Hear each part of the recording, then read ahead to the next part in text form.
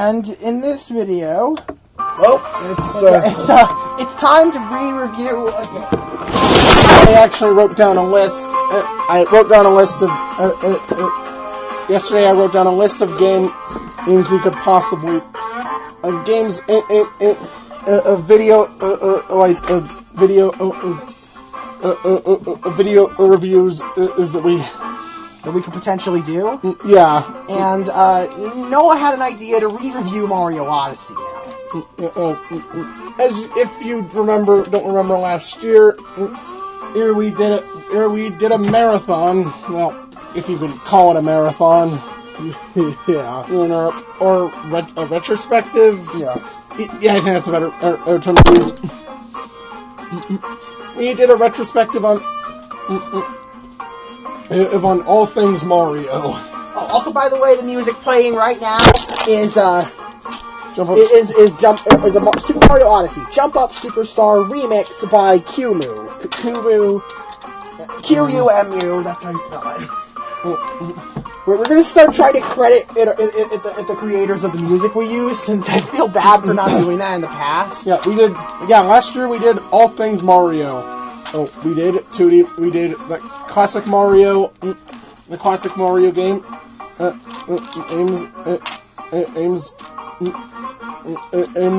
Aims all 5 of them. The 5 new Super Mario Brothers games. And the 3D Mario, and the really weirdly ordered 3D Mario retrospective, excluding Sunshine, since neither of us have finished that one.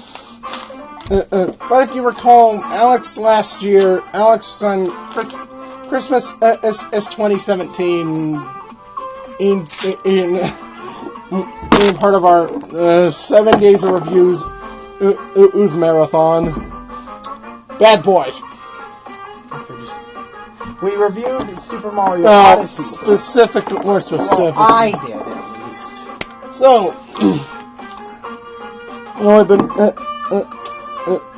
So, I've been meaning to say, I've been to try and give the game another look. Look, now that Noah's played it too. But before that, welcome to the video, and let's start that history lesson. So, let's talk about the pre-release for Mario Odyssey. And I think a bit about the game's development. Yep. So, believe it or not, this game was not developed by Shigeru Miyamoto. Had almost no involvement with the game. Yeah, a Mario game not developed by Miyamoto has actually happened in the past. Yes. Anyone remember the Mario Land games? Those weren't developed by him. Instead, I think after they saw the reception, people after 3D World was released, the game. Nintendo saw fans worried about this being the future of 3D Mario being. After what release? 3D World? Yeah, being too straightforward and not what it used to be. In other words, less interesting. And so Nintendo decided to go back. To. After what? To get the game started. Go back to Mario's Sandbox. 3D Mario. I don't approach. Which hadn't been done since Sunshine. And even then, in Sunshine, I still had a very mission-based level structure. Yeah, a fully open. This game is almost fully open, with the exception of missions that you have to do in order to progress the story.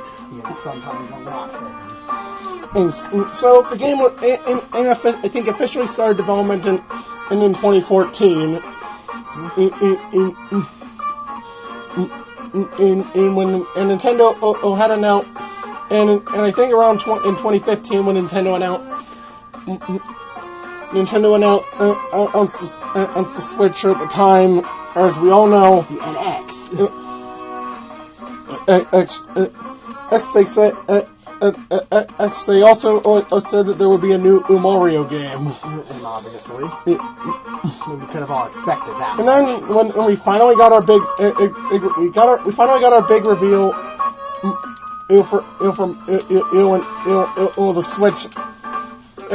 On October 20th, 2016, in where we saw it for only for a few seconds. And saw like 5 seconds of gameplay.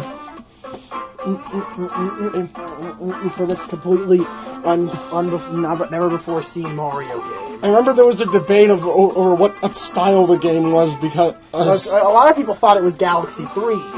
I'm pretty sure I thought of that because of Mario's running animation. Huh. Animation looks similar to the silly walk walk cycle from the intro. You remember, or don't you? Nope. This walk. Okay. Okay. So, anyways, then and on the big presentation. The big January 13th presentation, Nintendo decided to unveil of the game, named as Super Mario Odyssey. You remember that reveal, don't you? Yes, distinctly. You were convinced it was Galaxy 3. I know. And then you saw the late coming holiday 2017. I was so mad because I wanted to play the game sooner. Until you realize most Mario games release in either October or November. So really, it wasn't exactly much of a It was only about 9 months. It still hurt, though. And we didn't get much information afterwards. We didn't get much information after the reveal. Until Nintendo... I guess that's just Nintendo's new trend, and to focus on one game put a lot of focus on one game. Yeah. And so they did an unveiling with the release date of October 27th.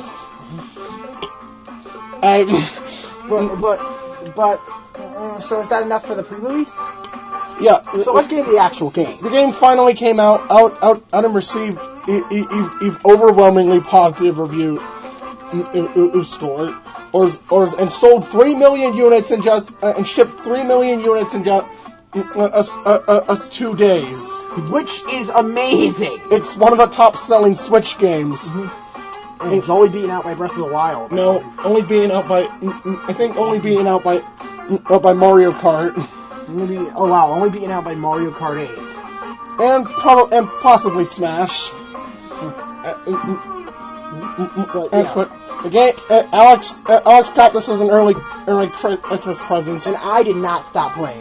Meanwhile, I got he got Sonic Forces. We'll talk about that one some other day. But for now, let's get into the actual game. When the game starts,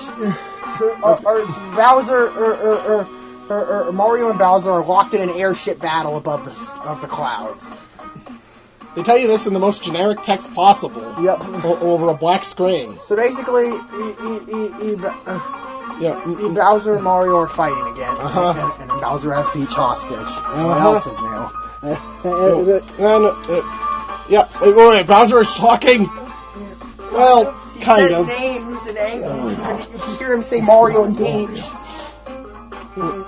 He's learning he's learning English. He's getting smarter. Well, after 15 years of forgetting English.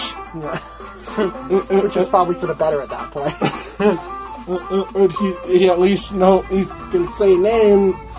He at least can speak names again. Anyways, as he catches Mario off guard by throwing his hat. It ends up knocking Mario into the kingdom below. Not before shredding his hat, of course. Not before shredding his hat in the propeller of his airship. And also, kind of unrelated, but they used the same Mario scream. Peach's is Mario voice clip from Galaxy. Ooh. God damn it! They've been using it for 10 years at that point. Jeez, doesn't Peach have a new voice actress now? No, too? that's been her voice. Jeez, they couldn't bother recording her saying Mario. Oh, good God! That not really. Just not really a huge problem. Just a minor thing. This has been used for several games. Aims in the past 10 years. But anyways, did Mario die? Well, the answer to that question is obviously not. Instead, he landed in the tiny cat kingdom, located near the Mushroom Kingdom. So he sees some. He sees that his hat has been grabbed by some kind of ghost. His hat, or what remains of it, has been taken by some kind of ghost. Who appears to be wearing a top hat. So he chases after him and chases after the thing, he introduces himself. This is Cappy. Who after you explain what happened, he then says Bowser, the same person, Bowser, also took after this tiara. So they both have the same. Bowser kidnapped someone important to them, so they gotta chase after him and get them back. So he puts his hat out on, and so he turns in. Goes into hat mode, and so he mimics the form of Mario's old cap. And with this, Mario can now throw his hat and pull things and do some pretty cool stuff with it. And as you go into this first area, you're introduced to the game's gimmick, the game's main gimmick. Now, what is this gimmick? You may ask. Oh, you see that there's a height that you can't reach with your jump. Oh no! It looks like this journey has come to an end. Except, Cappy tells you to throw your hat, to throw him at the nearby frog. Okay, seems like a bit of a weird thing to what the fuck? Instruction, but whoa, what? What the fuck? We see Mario going through this frog's memories, presumably, as he sees the entire life cycle of the frog. And then you see Mario's mustache. The frog now has bright blue eyes, as Mario's signature mustache and hat. Yes, this is the game's whole thing. You can possess or capture different creatures or objects to use their abilities to your advantage. Yeah, this is the replacement for power-ups. So the first capture you get in the game is the frog, obviously. The frog lets you jump super high, and you can jump even higher by shaking the Joy-Cons. Yep. On the Pro controller. Yep. You can also, if you hold down on the run button, you can also hop faster as a frog. You're even allowed to. You can also swim faster in water, I believe, but there aren't many chances in the game to test that out.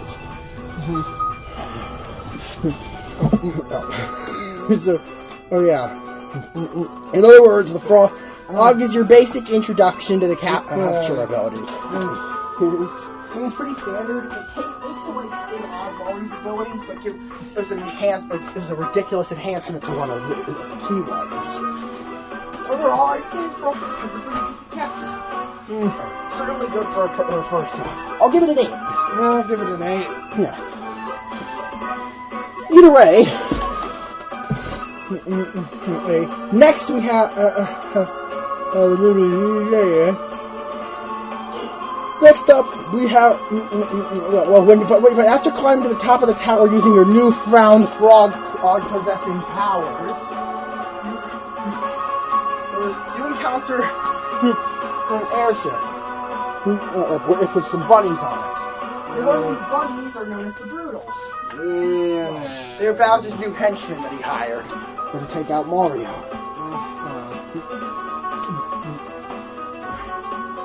So this is what happens when people, let's say, the Koopalings are overused. So, we get these guys. We get these guys. One of them hops down, a green Brutal, who introduces himself as the leader of the bunch. You know him well. No, I'm sorry. But anyways, this is Topper. This Brutal is Topper. He's the he's the first boss, and he's the first boss. So, in other words, he's not very tough. And you can say about most of them. Yeah, you can say about all the Brutals. Basically, you can jump on top of him, or him with his hat. You could throw your hat at him, or jump up on him to get. To knock off one of his many top hats that are stacked. After knocking off his top hat or top hats, then and you'll get the chance to jump on his head and hit him. You'll do this 2 more times, and the fight's done. The thing is, Topper can never find the right way. I'm just gonna come out and say you fight each Brutal 3 times. Only one of those times is Topper or an actual decent boss. First time's way too easy, last time's way too hard. And so Topper gets I give him a 6. Yeah, he's not an offensive boss, but he's nothing offensive, but nothing spectacular. Yes. Either way. Take that. It's time to move on with your next capture, the Spark Pylon. It basically transports you from place to place. Not much to say here. What? Not much to say. Not much to say here. I'll give it a. These really need ratings. I guess we're only really rating the ones that. Yeah, we're only really rating the ones that aren't. We're not rating the ones that you just press a button into move a little. And then, like the ones you have more free control over, or can maneuver freely. That's most of these. You're going to be rated. I will still bring up every capture, but we're not going to be rating every single one. Just the ones that I feel are going to be deserving of getting ratings. So that cuts a lot. Quite a few ratings. But anyway, so did I mention? That last S-Cap Kingdom remix was by Note Block, by the way. Yeah. Anyways, that's the remix here. Is the Cascade Kingdom by CG5. And if you heard what I just said, then you know what we're covering next. The Cascade Kingdom. This was used for the E3 trailer. This theme was Yep. This theme was shown. No, it's the reveal trailer. The reveal trailer for Mario Odyssey. We have used this theme. Even I'm like, no, it's the right decision. It's a pretty epic song. But does the level compare? Okay. Oh, do we need to rate the Cap Kingdom? No. The Cap Kingdom, it's small. It's not. It's got a few things to do. It's only has about. I'm sure its total moon count is about 20. Yeah. The Cap Kingdom doesn't really have much in terms of content, but it does play an important. But it mainly exists for story reasons. So at least they try to flesh it out. Yeah. Anyways, rating. I'll give the Cap Kingdom a 7. It does its purpose, but it's nothing too spectacular. 6. Okay, so that's a 6.5 for the Cap Kingdom. But anyways, let's talk about the Cascade Kingdom now. Yeah. So, What can you capture in the Cascade Kingdom? Well, First off, well, we got to describe the Cascade Kingdom. The Cascade Kingdom is a lush kingdom full of waterfalls, all of dinosaurs, called Fossil Falls, full of green grass, waterfalls, all the dinosaurs, and a few actual dinosaurs too. So, and you realize there's a wall. Oh shit! There's a wall in your way. Hey, how are you gonna get around it? Oh wait. Well, technically you can sequence break. But you need the intended way is to capture a chain chomp. Chain chomps are confined to a radius around the center, around the center. Confined the radius of the chain. But when you when you move in one direction, and full force, until Mario starts to struggle against the chain, then you get then you start to turn red. You just launch it. If you let go, you'll fling yourself 180 degrees. You'll fling yourself. You'll fling yourself backwards and into whatever is unfortunate enough to be on the other end of that shot. Chain chomp, well, it doesn't seem like much at first, can be actually used for some pretty cool things. Which again, I'll go over later. Well, actually I won't. Like, there's this hidden area where well, upon breaking it, well, let me explain first. Okay. There's a sub area where you have to capture a chain chomp and knock into other chain chomps to fight like a game of like you have to have a chain reaction of chain chomps. And you get one to fit into the necessary hole to spawn the moon. Now, what's a moon? Well, you get one from breaking its rock at the start. Oh boy. And there's 880 of these in the game. 880! Oh, okay. But, yeah.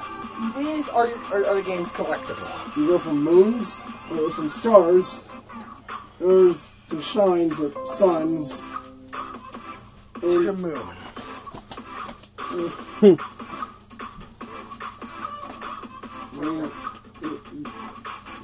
Anyways, I gotta rate the chain chomp real quick. Chain chomp is... I'll give the chain chomp a 9. What's your rating? Yeah, give it a 7. Okay, that's an 8 for the chain chomp then. So, let's move on to the big chain chomp. It's basically the same, just bigger, right? So, same rating. Alright. So, moving on, you have you gain access to you gain access. You notice a broken down ship that is apparently referred to as the Odyssey. Mm-hmm. Cappy tells you that the Odyssey is out of power and you need to find power means to fuel it. Mm-hmm. So he, of course, suggests going to the top of Fossil Falls because he detects a multi-moon up there. Okay. Yeah. A multi-moon is basically 3 moons. So. Although technically you don't. Well, technically you don't. You only need 5 moons to grab moons. Yeah. Technically, I don't know if you actually need to fight. No, I don't believe you don't need to do story events on required. I thought you had to fight the boss since you fight it later. You only need the required amount. Mm-hmm. No, Cappy literally doesn't let you leave the area unless you fight the boss here. Oh. So you have to fight later. Mm-hmm. So who is her? Who is she? The leader of the Brutals, the boss, Madame Brute. Your mother? Her mother? I mean, bunnies have a lot of children. Yeah. Hey, this fat bitch. Rude. Alex, she has fucking jiggle physics. I know. Is this Bowser Jr.'s mom? Cursed. Anyways. This rabbit is the leader of the Brutals. and she has a pet chain chomp. For her boss fight, you have to use your knowledge of the chain chomp capture to smack her in the face with her own. It's something. So, it's not exactly the most difficult boss fight. You could say that about a lot of the boss fights. But, again, it certainly is something. Yeah. So, this one is definitely better than Topper. I'll give you that. And for the rating for her chain chomp, same as the other chain chomps. Except at the center area is moving around. Seriously, the fucking capture it. Why do these need to be separate capture number entries? So yeah.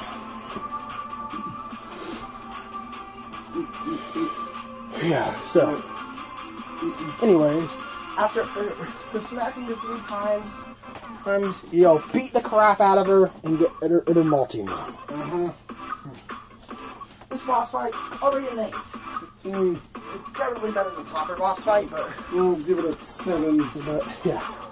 So that's a 7.5 for the Madame Brood fight.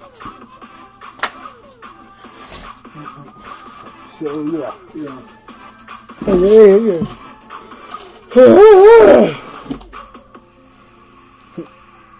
That makes for the second boss.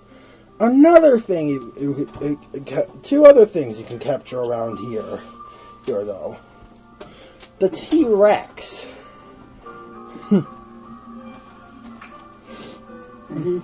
Alright.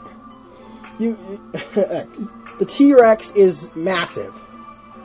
Yeah, like a big boy. Fucking T-Rex. The T-Rex you can if you capture one, you can you can run forward or with a going wire, shake the Joy-Con to thrash your head around.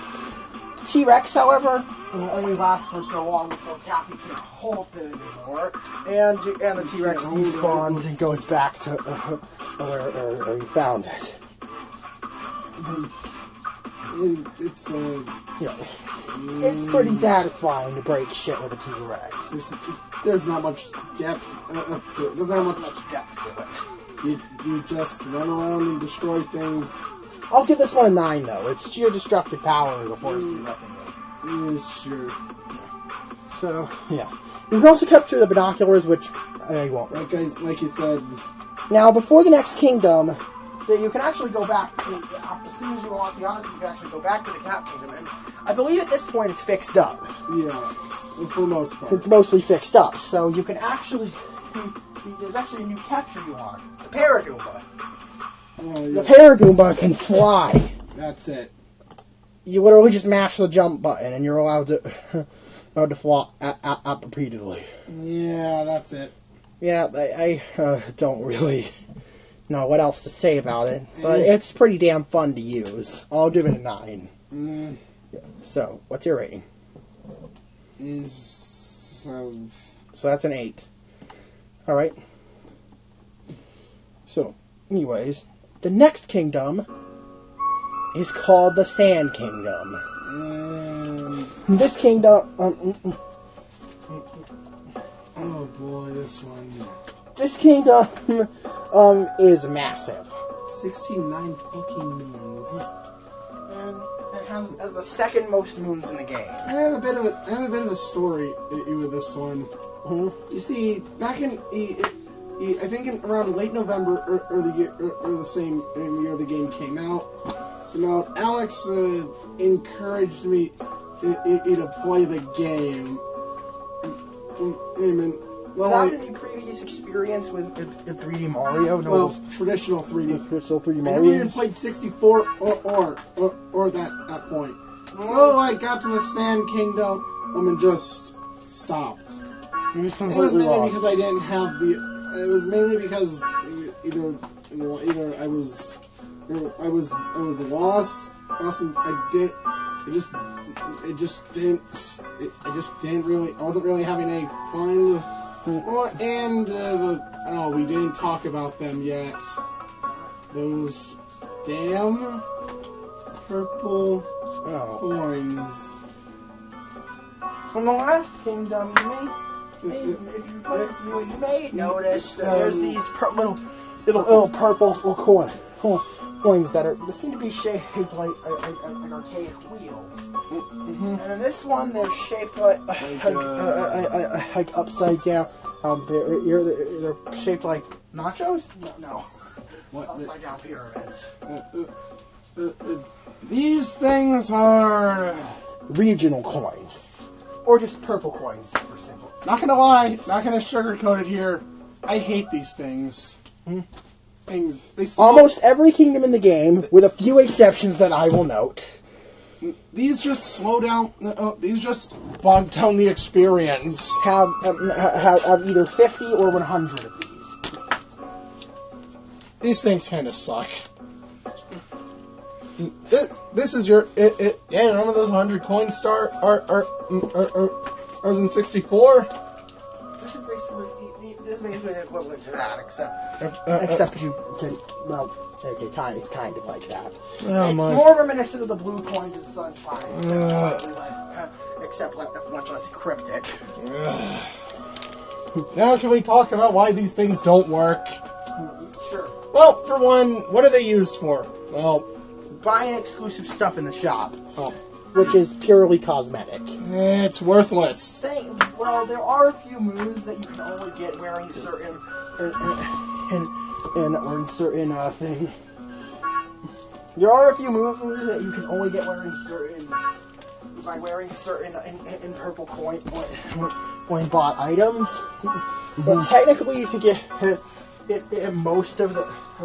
You don't really need to collect them all. You don't really need to collect them all unless you're going through 100%. That's why I think most gameplay videos I see, you just have an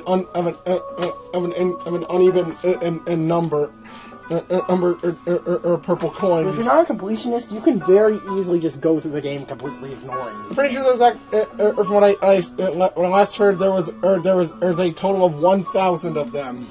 Yup. And, oh boy, can I talk about why they suck? Sure, go ahead. Okay, well, so remember how you said there's either 50 or 100 scattered around each area? Well, the Sand Kingdom is one of the ones with 100. It's your first Earth's large kingdom. As for the other kingdoms, by the way, the Cap Kingdom and Cascade Kingdom both have 50 of them. Well, first off, some of these are purple coins are mostly in. Some of them you can find in plain sight. Most of them are in plain sight. Others are in really cryptic location. Now, how do I track them? Buy an amiibo, of course. Yep. No joke. I think that's the game doesn't give you any built-in way to track and to figure out where the ones you're missing are. Of course, the game shows you which ones you've already collected because if you go back to them, they'll be transparent. But who really likes looking up guides to look for? And searching every single spot to find out which one they missed. So how did I? Do yourself a favor and get a wedding Bowser amiibo. Or if you want, do what I did. And illegally buy unlicensed cards. You can also scan amiibo to get certain outfits. These are honestly worthless. It's because, you know what? Guess, spoiler warning. You can buy all of the amiibo outfit that's in the posting. Sure, they're really most of them are extremely expensive, but require you to grind first. Some of these include Luigi, Wario, some Luigi, Wario, Waluigi, obviously, Diddy Kong, Gold, Wedding Bowser, Wedding Peach, Gold Mario. Yeah. Ew. Metal Mario. No, Metal Mario is not a skin. Metal Mario is not an amiibo. And Dr. Mario, Noah's preferred outfit. Yay. He's Dr. Mario main Smash. I have a personal attachment after the Dr. Mario.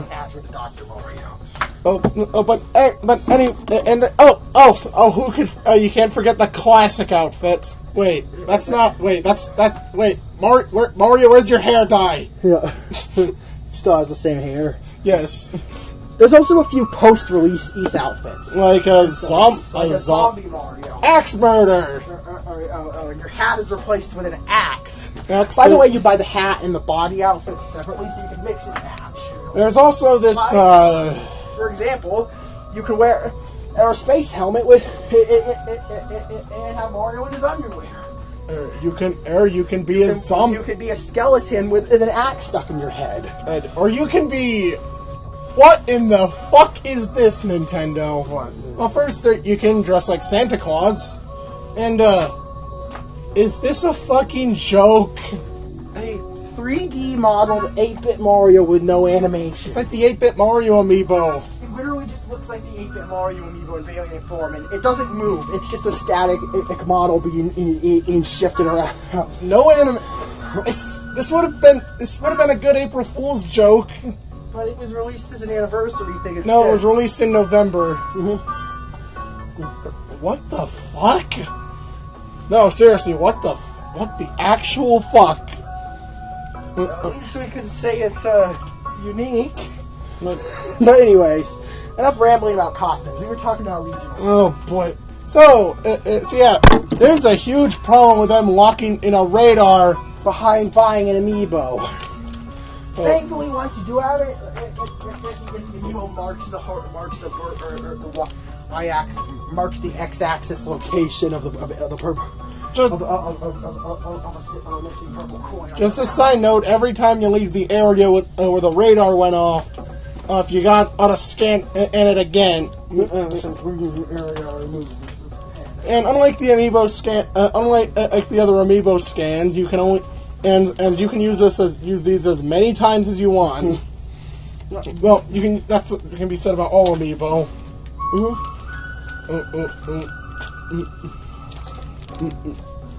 So, anyways, okay. Well, all right.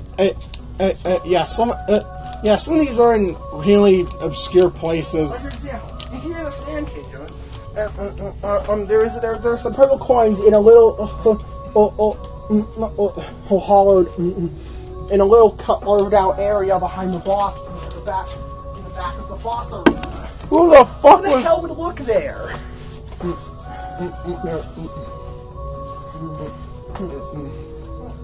Future Kingdom. Fuck, the next kingdom has the same problem. There's another kingdom. No, not the next one, but what are the future kingdom where it's extremely hard to find. It's moving it. What? Which kingdom? Oh, there's a certain kingdom. Where they're just fucking anywhere. They're placed. You basically need the amiibo to find them. I spent an entire hour searching for a single group of purple coins in that one. Oh boy, I think I've gone up. Points. The purple coins are extremely tedious if you're not a patient person. Not worth it. Anyways, this video, I think we've rambled for about 20 minutes on purple coins. Ah, shit. Anyways, let's continue talking about the Sand Kingdom. So Bowser went by the Sand Kingdom and stole their binding band, which is a giant ring, an artifact that they basically worship. Yeah, Bowser wants to use it as a wedding ring to marry Peach. Did I forget to mention that Bowser's trying to force Peach into marriage in this game? Yeah, that's not new. Yeah, which is pretty much something that happened in the comics. And the Super Show. Or in the Super Show. But it's new to the main one, but it's new to the games. For Peach at the very least. Yeah, for Peach at the very least. What? That happened in Mario Land. Oh, in Mario Land, Tonga wanted to marry Daisy. I didn't even know that. So, with that being said, shut up. Alright, said, this place, of course, the Sand Kingdom is a large kingdom covered in sand that's populated by these cute little candy skull guys. What are the Toasteranans? The Toasteranans. The Sand Kingdom is also known as Toasterena. Yeah. Did I mention the name of the Cat Kingdom? Which is Bonneton? Yeah, they have names in addition to just being called the Blank Kingdom. I guess it makes it even a little more. Because apparently, in reality, the kingdoms are much larger. We're in a small part of the kingdom. Think of it like states within a country. Yeah. The country, the Sand Kingdom you visit is Toasterena.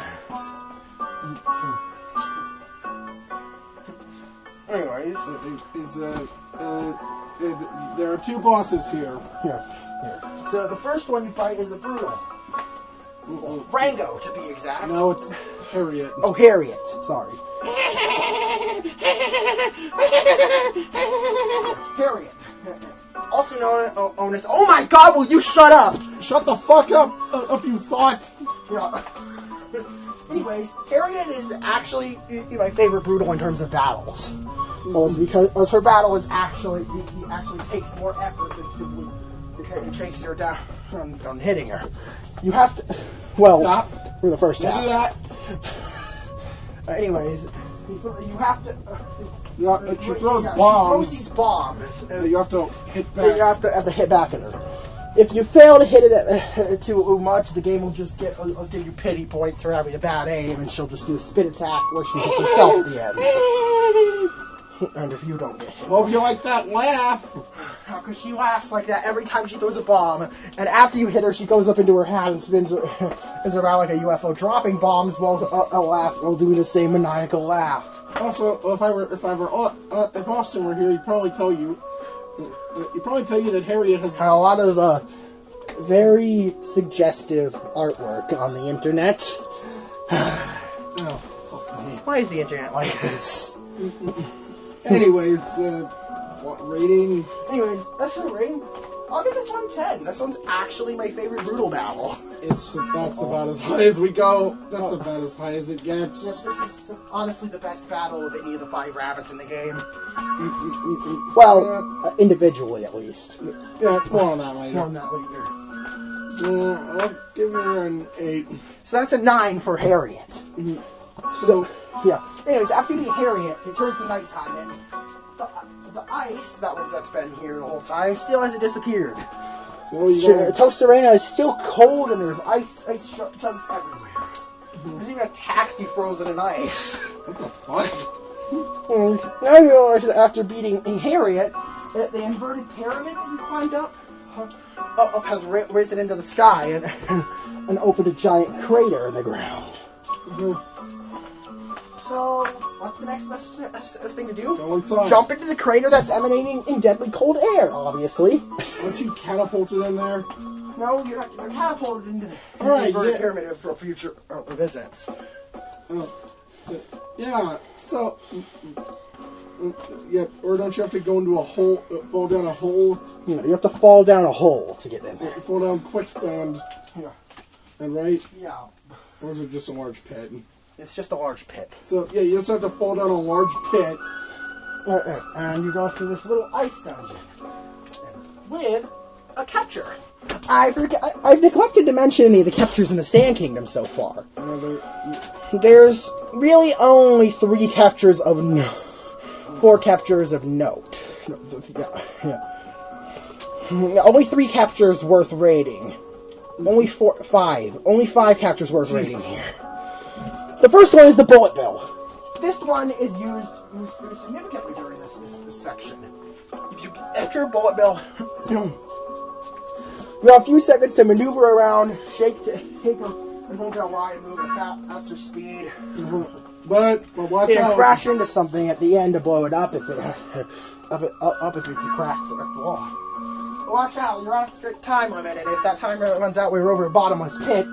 Bullet Bill goes boom, and you end up falling to your demise if you're not quick enough. Or if you're just playing on normal mode.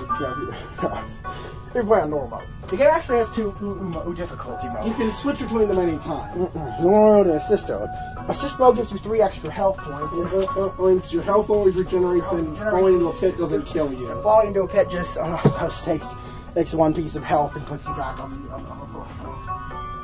the previous platform in most cases. Yeah, I know most gamers. Well, in levels with like rising acid or lava, it kills you because you have to die to reset the area.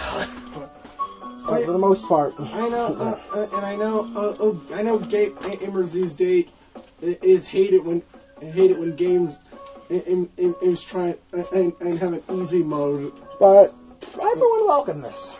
Also, it's good for repeat playthroughs. If you don't want to struggle as much as you did the first time around. Trust me, Assist mode also kind of breaks later challenges. That are normally extremely infuriating. So that being said, let's move on. Well, the next, the bullet bill. Bullet bill's a 10. This one's fun and unthrilling. Boom. It can be used for a lot of stuff. Lord explosion murder. Anyways, there's also the Moai. And by the way, my rain's an 8. Oh yeah, well, it's a 9 for the bullet bill. Oh, did I mention the song that's playing right now? By the way, the song that's playing right now is Super Mario Odyssey Toast to Rain of Ruins Remix Super Mario 64 Edition by Nintega Dario. But anyways, grab me a soda, please. Are you grabbing one? We could have our sodas. Huh? Okay. Anyways, let's have sodas. Okay. So anyways, after the Moai, the Moai lets you flip these shades on. Oh wait, it's this little Easter Island head, Moai guy that has these sunglasses on. If you capture one, you can flip the sunglasses on and off. If they're up, you move pretty fast, but if they're on, you can see. You move much slower, but you can see invisible platforms. This one's mainly used for puzzles. Hey, you can do this. It is funny. Like glasses, you can just flip your sunglasses is on and off. That's fun. But the funny thing about the Moai is that every single moon that a game has you use it for can technically be done without it. Yeah, this thing's kind of worthless. So rating here. I'll give the Moai a rating of 6. Yeah, I like the potential behind it, but in no way is it ever actually required for any of the moves. Good job, guys. You made something designed. You made a capture that can be entirely skipped. If you know what you're doing. Yeah.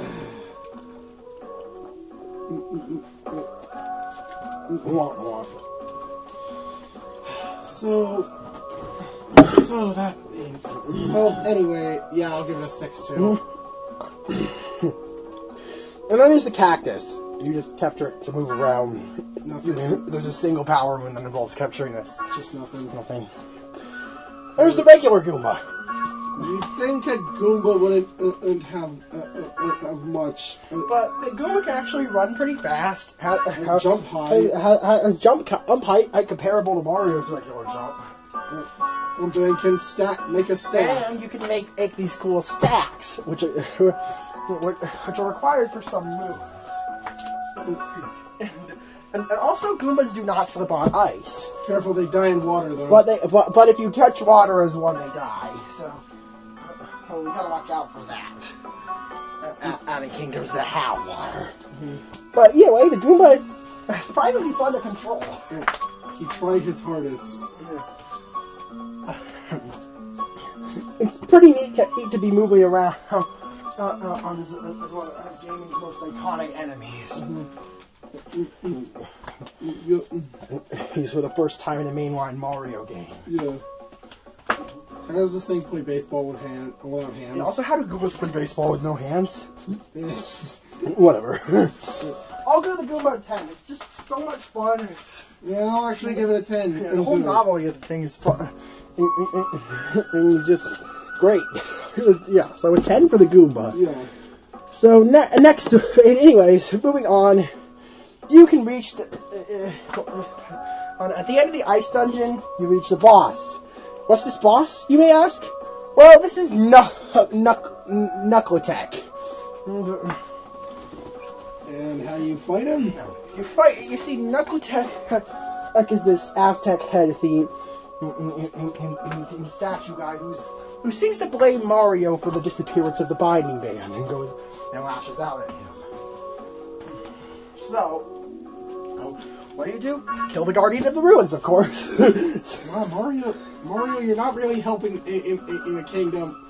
What am I doing this? Well, at least killing him gets rid of the ice. But really, you could have just told him that it wasn't his fault. You could. Wait, Mario doesn't Alright, Mario doesn't talk, so that wouldn't work.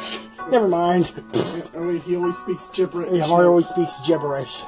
Actually, only his allies can understand it. Some bread. Rude. You're gonna do for some bread. Anyways. You see, you captured Knuckle-Tech's fist. After he slams them down around. And then you get so stuck. Or if you're skilled enough, you can and jump up high and capture one mid-movement. You see, you chase him down with the fist. The fists have the same control as the bullet bill. So the same controls and maneuvers as the bullet bill. So same rating, man. Except they last longer. But the boss fights kind of reminds me of the iRock. In terms of design, at least. Yeah. With the two singular hands. Yeah. So. And the boss has. Yeah, except this guy actually has a main head. Yeah. And the boss fight is pretty different. Yeah, the fight itself is pretty good, actually. Yeah. I'll give it a 9. It's always fun to smack him in the face with his own fist. I'll give it an 8. So it's an 8.5 Knuckle-Tech boss fight. So what other captures do we have? There's 2 more captures here. One is a mini rocket, which sends you to a bonus area. Nothing. Just press G. There's not much here. And then there's Glydon. Oh, Glydon, everyone's favorite hitbox. Everyone's favorite hitbox breaking lizard. Yeah, everyone's favorite sequence breaking lizard. Well, originally. Yeah. Yeah. For those that remember, before the February update, or the Balloon World update. You'd be lucky enough to fight Glydon could absolutely do things that he was not meant to do because of his big hitbox. This was eventually patched. That's by fixing his collision. But who is Glydon, you may be asking? Oh, it's a lizard thing? Yeah, Glydon is this flying lizard gay. Flying lizard gay. Mood. Yeah, mood. Alright, Glydon is this flying lizard with wings that things that can, well, he doesn't fly, but he glides. Right. If you capture Glydon, you can take him for a ride, and slowly soar down, gain a lot of horizontal distance across the kingdom. There's also a lot of moves that involve doing some precision landing with him. Or you can completely negate that if you're skilled enough again. This game has a lot of potential for sequence breaking. I mean, in Mario movements. But, anyways, Glydon is just super fun. Also, how can you not hate? How can you hate this guy? He's adorable. Rating 10. Yeah, I'll give him that too. Oh, anyway. And there's one more. The Lakitu. After unfreezing in the kingdom, you capture Lakitu. You can go to the Oasis. You can capture Lakitu and fish for cheap cheeps. Hey guys, Big the Cat made a return. Cursed. So you can also you're also allowed to however you can also go fishing in the sand and get Captain Toad up. He gives you a moon. Yeah, Captain Toad appears once per kingdom.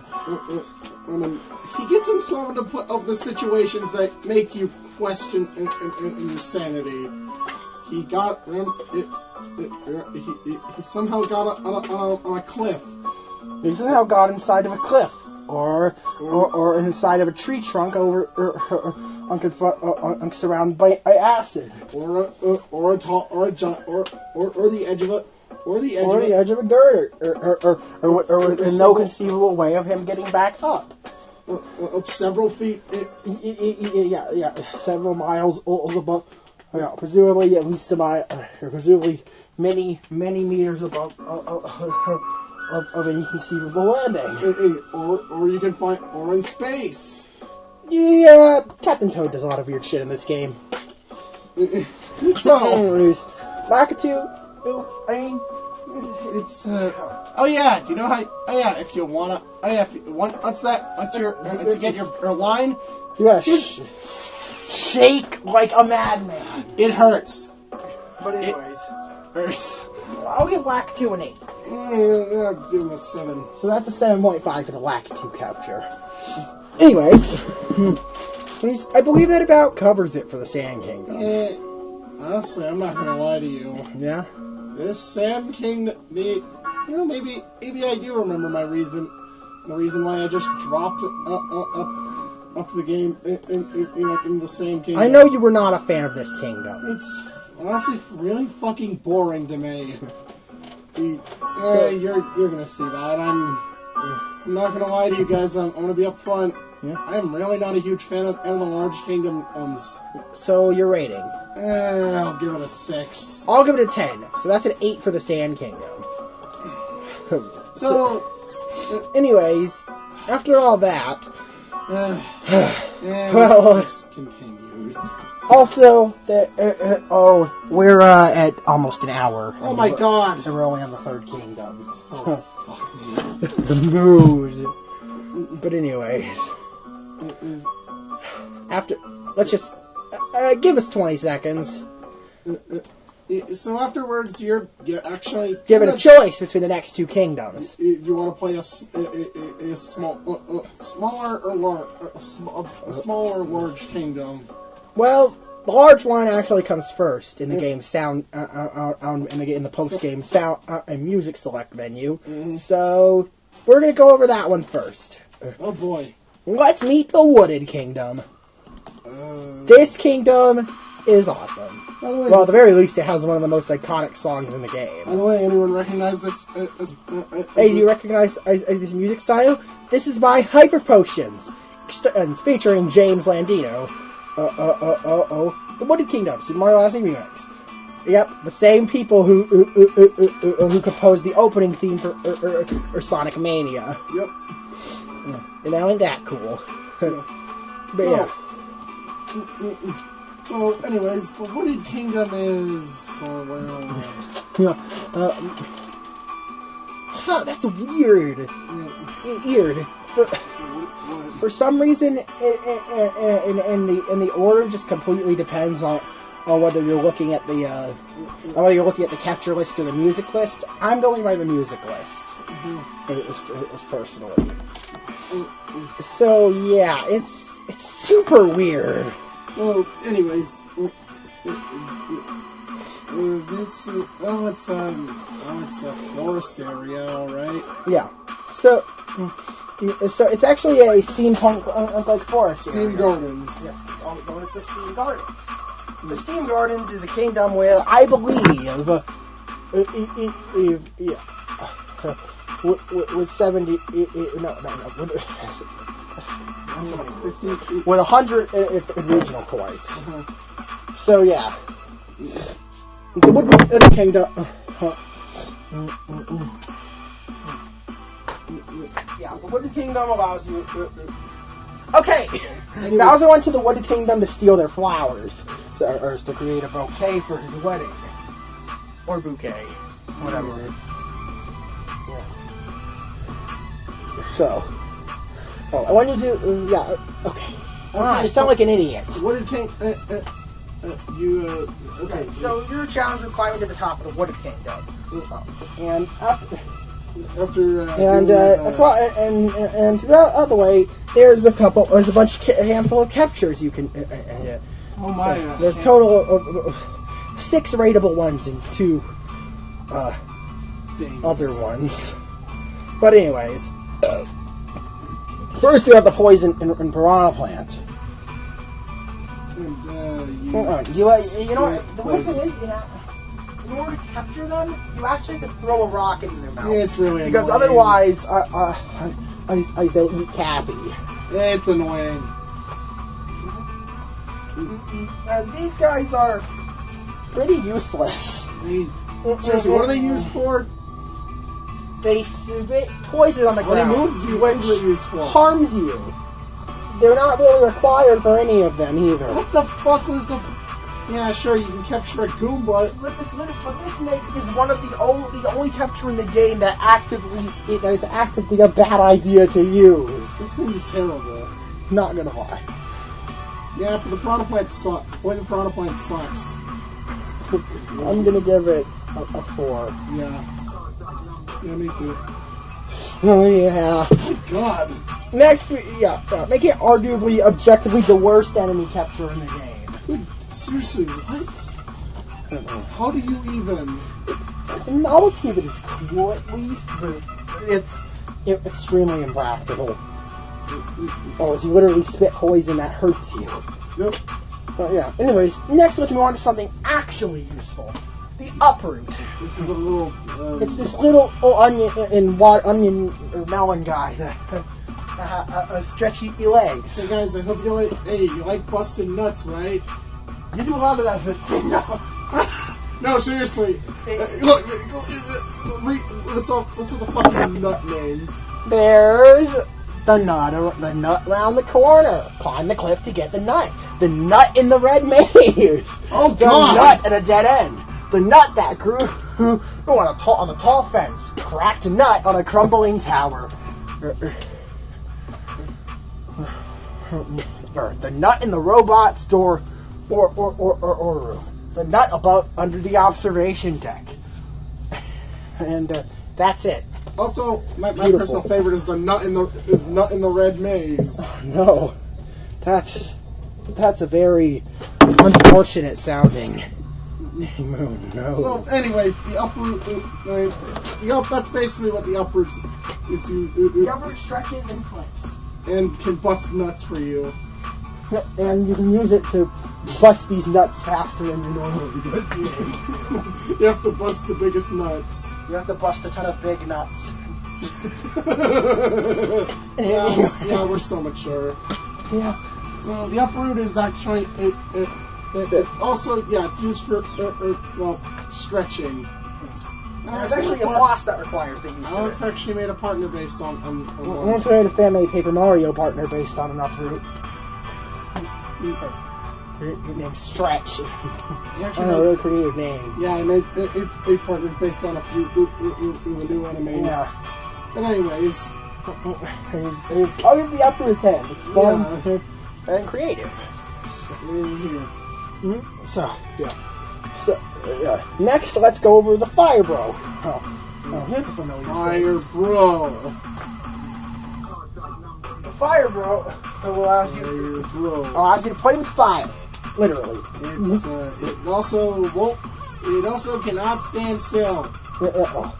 Whenever you hold, you either think about pressing, whenever you press a direction on the joystick, the Fire Bro will hop in that direction. And if you tap the button right, if you tap the button, and as you touch the ground, but if you time your button press right, you'll do a big jump. So that's cool.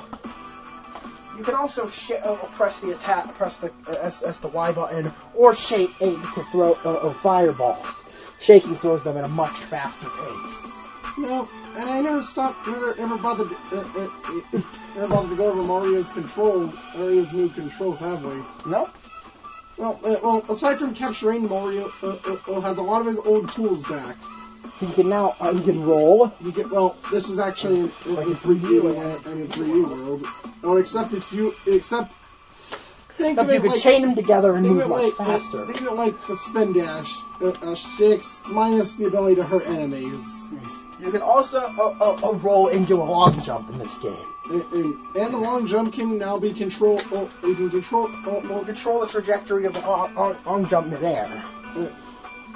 Or you can. The side flip is back to being useful. There's the ground pound jump, which. which can actually be pretty useful to gain a little extra height when there's not enough room for a double or triple jump. Also from 3D World. But let's face it, who the hell used the ground pound jump in 3D I World? didn't even know it existed. I didn't even know it existed in that But there's Mario has the dive, except it works a lot differently. Instead of going down and diving in midair, you actually dive. Instead of diving on the ground, you actually dive midair. Except it's not. You perform it by pressing a ground pound, but then I trigger the ground pound and then pressing the jump. Then after doing that, press the jump. No, not jump button. Press the attack button. Wait. Why was it is jump. Wait, why didn't the dive have its own button? Either way, and also with practice, you'll be able to pull off a dive. I'm so fast that it doesn't really even matter that you need to press 2 buttons. But better question is, why aren't these motion control commands and a button? No, you can also shake to trigger a dive.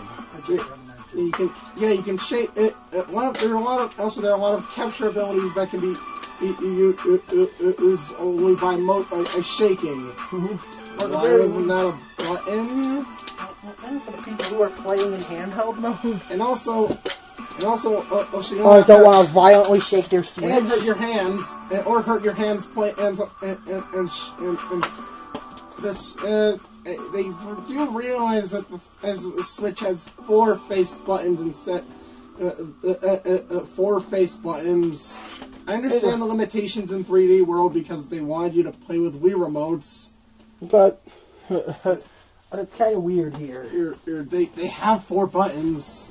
Yeah. Anyways, so I thought it was necessary to talk about the controls. But anyways, back to the Fire Bro. Sorry, Fire Bro. Yeah, Fire Bro is pretty fun. Yeah. I'll give it a 10. Burn! It is so satisfying to chuck a ton of fire. You want my fire? To chuck a ton of fire. You want my fire? Yeah. Shota! Okay. Anyways. Yeah. So next up is... Yeah, next up we have Sherm. Which is for those that don't know, is the name of a tank, a model, a mass-produced tank model. And obviously, and in that case, it has... You got tank controls. You can move around, but you can't jump. And either use the joystick or gyro control. Yeah, I heard that. Holds to fire, holds to aim, and then fire off a cannonball. Before Alex started this video, he just said it. And Sherm is not very fun in my opinion. Yeah. It's not very funny unto me either. It's just so hard. Oh, it just has this lack of mobility that feels slow. Tank controls do not belong in a Mario game. I understand what they were going for, and I know a lot of people like it, like Sherm, but we're just not one of them. Also, I hate the fact that this is used in so many fucking moons. Yeah. And man, they oversaturate Sherm. Yeah. I weren't a fan of it the first time. I'm most certainly not going to be a fan of it the 20th time. Yeah. Anyways. Sherm, I'll give it a 6. Yeah, same here.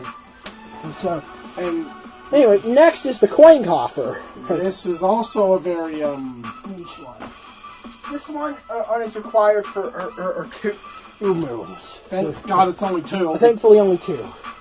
Initially, when you run, you get you produce coins. After first capturing the coin coffer, you produce coins for a little bit. So how does the how does the coin coffer work? You actually use your coin counter as ammo.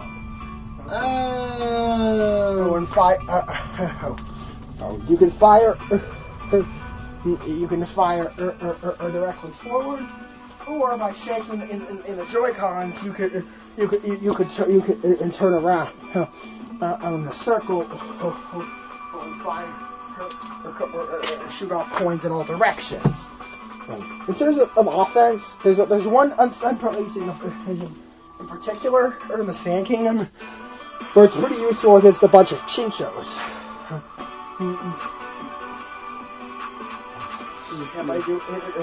Where you can fire off coins to take down crowds of them. Basically, the more coins you have, the more ammo you have. And the more precise your shots are, the less coins you have to use. I don't know why, but I just love the coin coffer. It's It's a very weird niche capture. It's so much dang fun to me. It's alright. I'm definitely giving this one a 10, personally. Give it 7. So that's a total of an 8.5 with the coin coffer. And moving onwards, we have the tree and the boulder. Nothing to say. Yeah. Next. So what about the bosses here? But the boss is here. First we have Spewer. Ew. Or the next brutal. He pukes. He pukes acid. That's pretty gross. Anyway, Spewer is the easiest brutal. Why?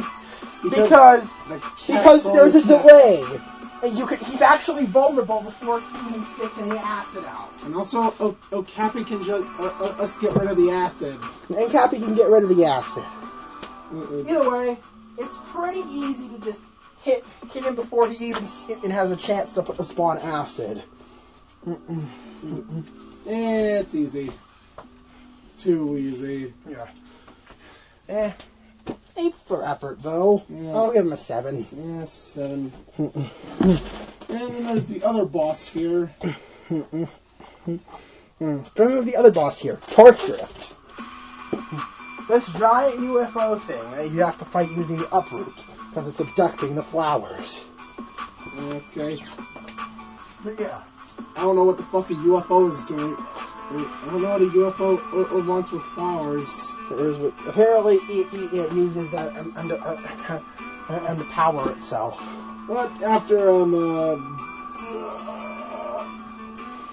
that's what you do, right? After using the uproot to slam into its underside to break its glass underside 3 times. I don't know how that works, but it looks a lot like busting a nut in this game. With doing that and avoiding its shockwaves, here, Torque Drift goes down. It's pretty easy. Yeah, but it's a pretty interesting boss fight. I'll give it an 8. It's the bosses in this kingdom aren't spectacular. At least Torque Drift is something. And so next, let's move on to the Lake Kingdom. Well, waiting. For the Wooded Kingdom, I'll give it a 10. This seems fun. It's not getting any better. Yeah, what would you give it? I'll give it a 7. So that's an 8.5 for the Wooded Kingdom. Anyways, let's move on to the Lake Kingdom. There's not much to see here. There's only 3 new captures and it's one of the small and 1 boss. So from here, Bowser stole a dress, as that was the pride and joy of the kingdom, known as the Lock Lady dress. But anyways, Bowser stole a dress. Yeah. But anyways, after doing that, he ran off and left his Brutals there. So, also here, there's another set of coins behind the boss arena. God damn it. Anyways, not much to do except go underwater, discover a few new captures. But we'll go over those after the boss fight this time. Yeah, this is Rango. This time you fight Rango. Rango.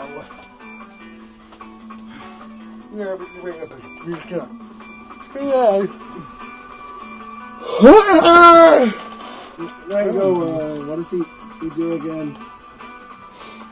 Yeah, Rango throws his hat like a boomerang. And you jump on it, flip it over. You jump on it or hit it with your hat, you flip it over. And And after flipping it over, it reveals a flower on the bottom, like the flower or springs that you've been using throughout this kingdom. And of course, you can use it as a spring to get at the height to jump on Rango. Or again, you can just ground pound or triple jump on him while his hat's still after he throws his hat. So, I'll skip the middleman completely. There's two ways you can go about fighting this guy. Yeah. Interesting that Rango was the most annoying. In my opinion, Rango is he's actually the second easiest. Oh. So only Trump in that regard by Spewers. Anyways, Rango once again gets a 7. And you're introduced to all the brute. That's all the brute. And that's every brute. You fight each of them 2 more times. So yeah. Seriously, these things. Anyways, you're rating for Rango? Yeah, I'll give it a 7 too. It's a 7 for Rango. Anyways, what about the captures here? Well, first there's the zipper, which you use to unzip things, yeah. And there's the puzzle part from the Lake Kingdom, also, which you use to solve the puzzle. Yeah. And then there's the only real capture of note here, the cheat sheet. You want to have better control? Yeah. If you want to have better water controls, or to actually make this kingdom something noteworthy, I didn't even play the next song. I want to make this kingdom noteworthy, then capture a cheap sheep, please. But yeah, this song is Lake Kingdom Lake Lamode piano cover by Nintendo Music. Yeah. Anyways, the cheap sheep he actually gives you a few different movement options. First off, you have this spotlight shining in front of you. You kind of like the shell from Galaxy. Yeah. I believe you have a spotlight. No, I don't think you do actually. Yeah. Whatever, you're gonna have to figure that one out yourself. I don't remember. So, but you can you can do it. Yeah, pressing the B button, I believe. Whatever button it is to jump. Yeah, B. Will allow you to either ascend or descend. No, will allow you to ascend, while the Y button will allow you to descend. If you press both, it'll just us go for the input that the game received first. God damn it! Only if you shake. And if you shake, you can gain a burst of speed horizontally. And spin. You can do a spin. Does that also hurt enemies? No, yeah, that's if you press S, Y, and B at the same time, you do a spin in the move horizontally. But if you shake the Joy-Con, you do a spin in a circle around yourself that can hurt enemies and destroy obstacles. Again, why isn't this just a button? No idea. But yeah. The cheap eep is fun. Okay. And it's a perfect tool for maneuvering underwater, so of course I'll give it a 10. Yeah. So you're ready for the cheat sheet? Sure. Okay, 10. Anyways, as for Lake Lamode as a whole, yeah, it's pretty fucking. It's really boring. Give it a 7. I'll give it a 6. That's a 6.5. It's kind of forgettable. Yeah. But anyway, after that, you move on to a mini kingdom. Yeah, this is called the Cloud Kingdom. And the song we're using here is called It's a Mario World, The Good, The Bad, The Switch Palace. Bonus screen BGM. By Smooth, I believe, actually. Smouv. If you're wondering how to spell that, because I don't know how to pronounce it. But yeah. Anyways, he's doing this. And the Cloud Kingdom really only exists as a boss arena. It's just, I don't know how many moons there. There's literally only. There's one moon. You know how many moons are here? Oh, also the World Kingdom has 100 regional coins and the Lake Kingdom has 50. The Cloud Kingdom has a total of 2 moons you can get in the main story. Oh, technically, 1 moon you can get in the main story. 8 more that open up in the post game. So yeah, in the main story, you can only get a single moon here, and that's after you've already beaten the boss. Yeah, Who's the boss? Your first fight with actually. Yeah, who's the boss? You may ask. Oh. Bowser. Well, okay, at this point, wow, already. Yep. This is your first Earth encounter with Bowser. So it's so does he breathe fire? Bowser can breathe fire, or throw spike, throw spike balls, and throw his hat, which is your key to beat it. When he throws his hat, you gotta hit it with your hat. Conveniently enough has boxing gloves on it for some reason. When you hit the hat, you flip it over. There's more of the chest to run away and put it on. Yeah, since when would that ever come in handy for Bowser? When are you gonna need to punch something with his face? Whatever. Anyways, and he's doing that. And Bowser is pretty simple. Yeah. And you just go up to him and beat the crap out of him by mashing the button or shaking the Joy-Cons, and he on Switch beats him in no time flat. Yeah. So. And this is also, keep in mind, this is also the final boss. Basically, same moves. Yeah. But yeah. So, that being said, rating. Bowser. Well, this is the first boss fight with Bowser. Yeah. But should we rate both boss fights separately? They're virtually the same, right? So actually, we'll keep the rating for this one till the end. Yeah. And to the rematch, since it is kind of the final boss, the formula for the final boss. The Cloud Kingdom. Oh my. Well, it's dreadfully tiny. One of the only mission you can do, the only moon here in the main story. Picture match. Basically a Goomba. You capture, which introduces you to another capture, the Goomba puzzle part.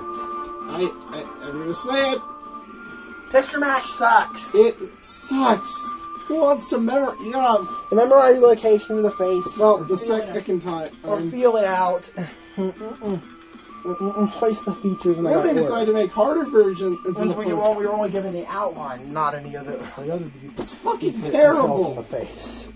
So yeah. Who came up with? Also, the Cloud Kingdom looks like it had. Sure, it's just a boss arena, but you can see off in the distance. You see off in the distance of it. And there's more areas. Yeah, there's that a tornado area. It looks like that the swirling cloud. Mm-hmm.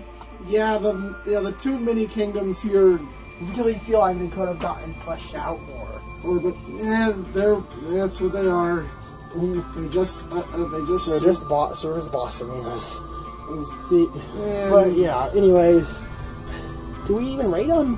No, we'll rate them. Yeah, there's barely anything. I'll give the Cloud Kingdom a 6. It's a disappointment. Yeah, and it only serves as the arena function. for Bowser.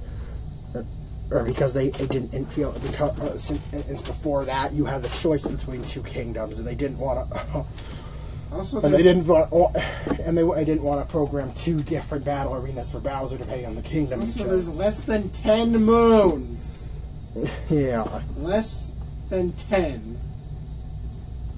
But after you beat Bowser, he shoots you down and knocks you off of the clouds. Hey, you! Get off of my cloud! Oh my god. Yeah. Mario and Cappy are knocked down to an abandoned And the Odyssey's broken. And the Odyssey is damaged, so they have to collect power moons to fix it back up. Okay then. But yeah. The Lost Kingdom. This remix is the Lost Kingdom is once again by Nintendo Dario. Just like the one for the Sand Kingdom was. But yeah. The Lost Kingdom, also known as the Forgotten Isle, is a tropical rainforest surrounded by a poisonous swamp. Poisonous sea, actually. But yeah. here, here you actually have a brush with Klepto the Condor, who kidnaps Cappy. No, Or unless you sequence break. Didn't you do that once? Yeah. On my second playthrough, I sequence braked the game. I sequence broke. Great. But anyways, there's only how many there's only one capture. There's only one new capture here, and no bosses. Well, it's at least noteworthy. At least the new capture here is noteworthy. This is the tropical wiggler, another species I made a partner with. The wiggler Alola form. Basically. These colorful tropical wigglers stretch and sound like an accordion. And they allow Mario to stretch has pretty good horizontal distance. And they can be used safely used to land on used to get from small platform to small platform, or without risking missing a jump.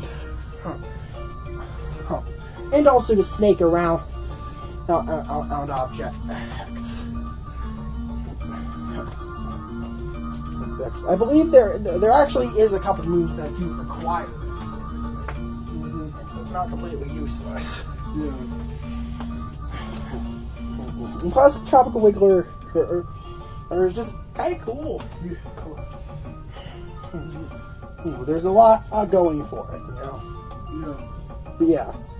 Anyways, I'll give it a 9. Yeah, without to. 9 for the Tropical Wiggler. Better than that. There's also these beetle guys. Nice, but they're not captures. But if you throw your cap at them, they just throw it back. They just aim and fire. Can you tell that there's not really much to this kingdom? Anyways, I'm still giving this kingdom a 10. I love this kingdom. Yeah. Your rating? I'll give it a 7. Once again, it's about as worthless as the boss arena. Yeah, that's 8.5. Yeah. Yeah. And then we move on to the one everyone talks about. I want to give a warning. I might need to give a warning if necessary. This next one may be a very controversial opinion. This next one is called the Metro Kingdom. This was used for the review. This was in the initial reveal trailer for Mario Odyssey. By the way, the remix you're listening to now is the New Dog City theme remix by Beat Video Game Remixes. Wow, I know, very creative channel name. Real good, but anyways.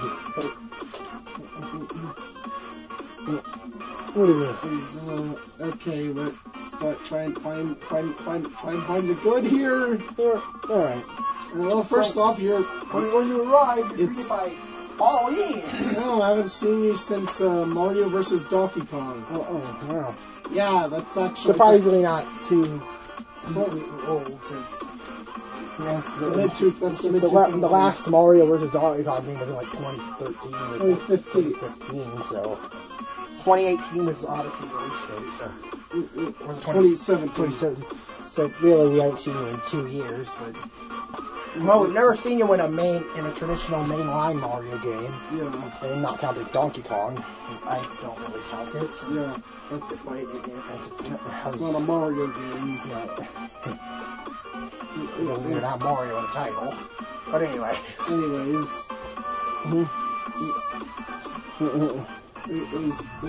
So anyways, you find out she's actually the mayor of this city. But and oh yeah, it's raining.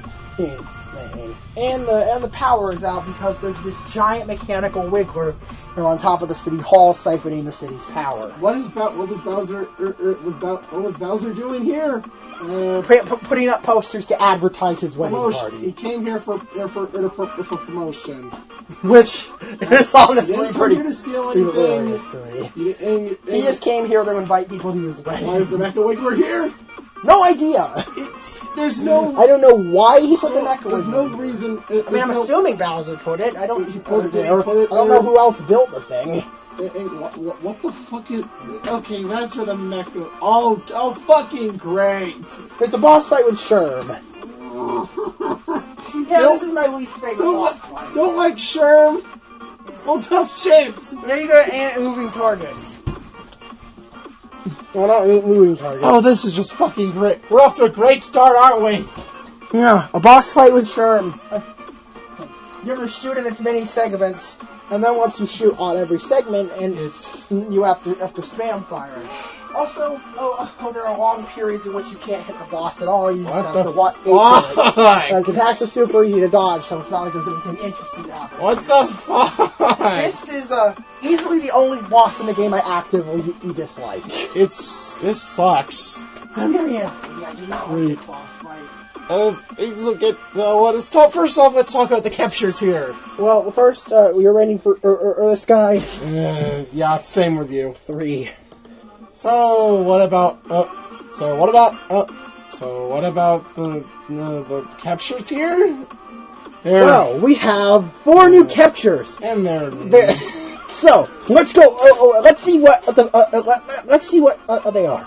First, we have the pole. It's where you move a little and flick yourself to the next location. No rating. Okay. What about the next one? The manhole, which is basically reminiscent of the boulder, cactus capture. Oh, please. Then you have the taxi. Oh, can you drive around as a You just hold down a button and it takes you to a location. Well, the RC car. This one. It's just for a minute. It's just with 2 moons. What? You technically don't even control the taxi. You control these. Oh. Things. Oh, yeah. You capture these people. You captured. These are they're not humans. They're called new donkers.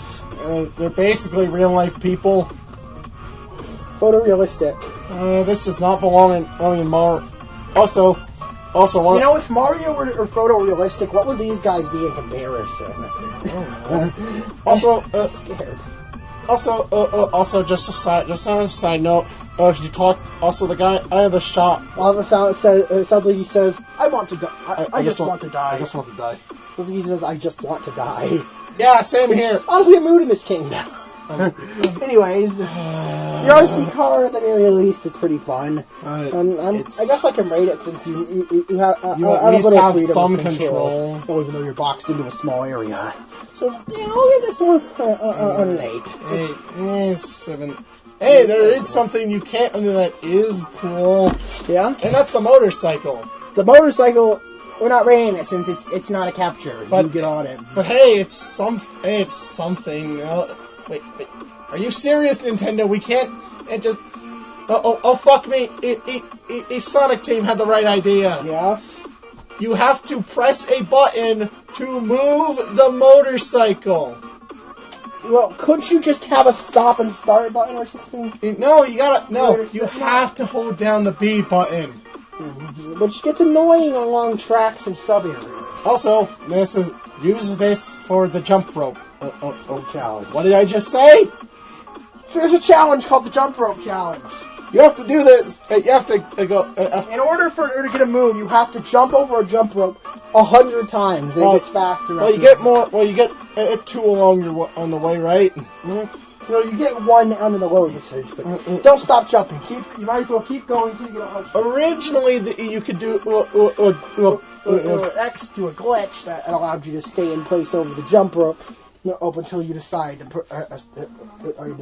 move again. Well, that was patched, so now you have to do it the real way. And again, please use the motorcycle.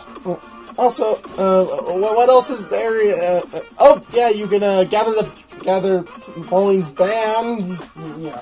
and then play the festival. That is honestly the best part of the kingdom. Now, if you remember Alex's original video, So I actually rated it 10 because of the festival. yeah, we haven't gone into full detail But, about this. Well, let's go over the festival at least. Well, the festival. this is where you hear the song "Jump Up Superstar." Weirdly enough, there's an 8-bit version of it. That's never used, even though you play most of this area in 8-bit. Although isn't it wasn't it added in the anniversary update? Didn't it play during the anniversary? It might have. Yeah, it did. You can listen to it, and you can also listen to it normally. In the sound test menu. Yeah, they had an 8-bit version that went unused until an update. But anyways, so you it's like, I mean, hey, go through an 8-bit Super Mario Bros. Style section. Oh, we forgot to mention that. We went through the entire video without mentioning that. Starting in the Cascade Kingdom. You can enter these blocky pipes that take you into 2D sections. Into 2D 8-bit sections that control just like the original, that control similarly to the original Super Mario Bros.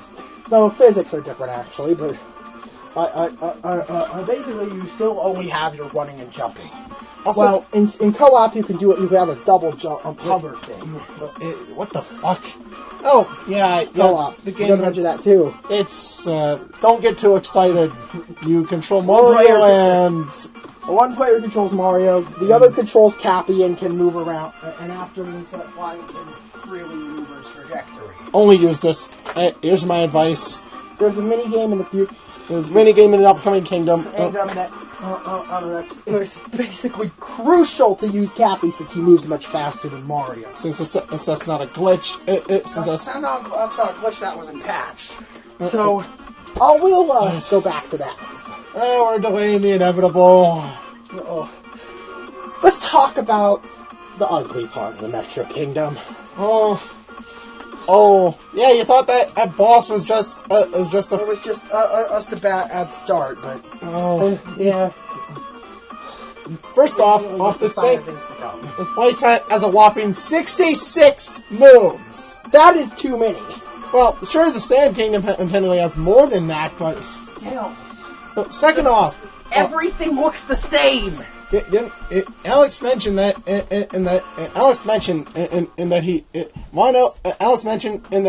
he was trying to look for the purple coin. 2 hours searching for a single group of regional coins here. That is how bad. That's why you shouldn't. I get that's the whole point of it. Point of a metropolitan area, but the issue is that. Since everything looks the same, I couldn't tell where I have and haven't already been looking. Then there's the fact that this place is way too fucking big. I know. You'll get lost for I'm pretty sure my session in a New Donk City, it lasted lasted for several hours. I think I played for about 3. Took 3 hours just to beat us to get all the to do everything. Just to do everything that he could at the time in this kingdom. Another 2. I'm pretty sure another 2 hours for the post game stuff. What the fuck? What is with this kingdom? Jeez. There's why? Oh God. Jeez. Unveil the true rating. I'm giving it a 4. It's this, not gonna lie. This is my least favorite kingdom. It sucks. And this, unfortunately, New Donk City is the one that got him to Smash. Oh, come on. I get that it's the most iconic. Why is the most iconic one also the worst? It's just our opinion. So your rating? Same as you. 4. Yeah. Yeah. Also, this kingdom is extremely overrated. So, yeah. My God. So, anyways, what follows? Does it get better? Well, next is... once again, you're given another choice. based on which kingdom you want to do next. Either or the seaside kingdom or the snow kingdom. And Oh my fucking god! going from one of my least favorite kingdoms to another. Oh my god! Let's go to Bubblaine in the seaside kingdom. Yeah, you can tell by the tone of his voice. Yeah, there are a few a couple of kingdoms that I just don't like. Okay, this cover. This cover or is Bubblaine Seaside Kingdom cover Super Mario Odyssey by Kev's Music. Okay. It's an acoustic cover. So, anyways, what Bowser's here for? Bowser's here to get some water. Like some fizzy water, some fancy champagne water for his. we do know Bowser drink. Inks in the Japanese version of Super Mario Kart. Yep. So yeah, Bowser is an alcoholic. Anyways, he wants this purified, sparkling water, basically champagne. You want sparkling water, or just run to the store. Just run to the Dollar General and pick some up. Anyways, so okay, what are the new? What do you fight one of the Brutals here? Nope, this is one of the only This one's a particularly odd absence of a Brutal. So what are the new captures? What are the new captures here? Well, there's a total of 1. Okay. There is 1 new capture, and it's it's actually a good one at the very least. Yeah, the hey, anyone remember Flood? Remember Flood? Well, the Gushin is basically a modern adaptation of Flood. With a lot more control. So if you hold Y, you could inject forward, kind of like a more controllable, slower-paced turbo nozzle. If you hold B, you could jet upward, or kind of like a slower-paced rocket nozzle, but more akin into the hover nozzle. And again, you have limited water supply, so you have to touch a body of water to recharge, or touch a moon. And also, you can shake to spit and just shoot water around yourself in a circle. Just be warned, however, the Gushin and the Gushin does have a like Flood. Yeah, I just said that. Yeah, you did talk about that. But yeah, the Gushin is just such a cool capture. It's probably the only memorable thing to come out of this. It's probably, in my opinion, the most memorable part of the Seaside Kingdom. So, rating? Definitely a 10. Yes, same here. And not to mention, before you fight the boss of the Seaside Kingdom for the story mission, you have to go around doing 4 specific missions first. What are they? No, I don't remember. Oh. All of them. One of them you have to go to the top of a cave. Another you have to clear out, you have to go under the lava. And this is necessary because you have to uncork, because you have to uncork the plugged geysers. Oh, that's why. They're preventing more sparkling water from being made. Okay then. And after doing this, you end up angering the massive squid thing, the massive King Gushin, and at the top of the. I just realized bloopers aren't even in this game. Yeah. No, I guess. Yeah. There's a massive King Gushin guy at the top. Well, his actual name is Mollusk Lancer. Yeah. The third. But, okay. But, anyways, this boss fight... It is, you actually control the Gushin. Yeah. He'll try to fire spiky drill bit things at you.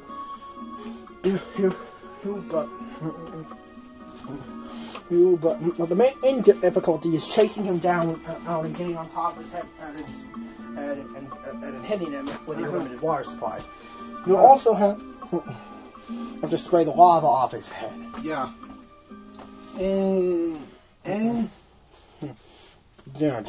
this guy, actually a pretty fun fight. And in the post game, there's a rematch where it's raining, so you have an infinite water supply to mess around with over a bottomless pit. Yeah. So, rating? Mm-hmm. What's your rating? I'll give this also a 10, specifically because I had so much fun with the rematch. Give it an 8. So that's a 9 for this. So, yes. And the boss and the new capture are the best parts of the game. The rest, it's unlike the Metro Kingdom, or the problem is it being too big and just annoying. The problem is that it's too big and too boring. And come on, another Water Kingdom. And plus, there's a lot of awkward or terrain underwater, so you have to frequently go around stuff in 3 dimensions. And swim up and down and all around on the cheat sheet. And you even have to carry a seed across the entire kingdom to plant it. And swim without a capture. Also, hey, Dory shows up for the shop. Hey, he's here. Yo. Yeah, okay, yeah. And yeah, there's you remember that a 2-player, that co-op exploit? Yeah. It's in this fucking kingdom. There was a volleyball game where you have, what you have to worry about here? Well, you gotta do it's basically like the jump rope. Same formula. They throw a volleyball at a random spot on the court, and you have to run into it, and you have to hit it with your cap or jump up under it before it hits the ground. Well, there's a brief half-second period after it hits the ground where you can still hit it and make it count. Strategy. Use Cappy. You're always in the cap throw mode, so you don't even need to jump, and instead you can just move around. Mm-hmm. And two, Cappy is much faster than Mario. This is the only This is the only sane way of doing this mission. But anyway, it's memorable for all the wrong reasons. But anyways, that aside, I don't think it's nearly as atrocious as the Metro. It's just boring. Rating. I'll give it a 6. 6. Yeah. Hey, we get a break from large kingdoms. And finally get into something more manageable. Let's move on to the Snow Kingdom. Also known as Shiveria. It's a nice break from... It's a nice break from the chaos that you previously endured. This cover... This cover is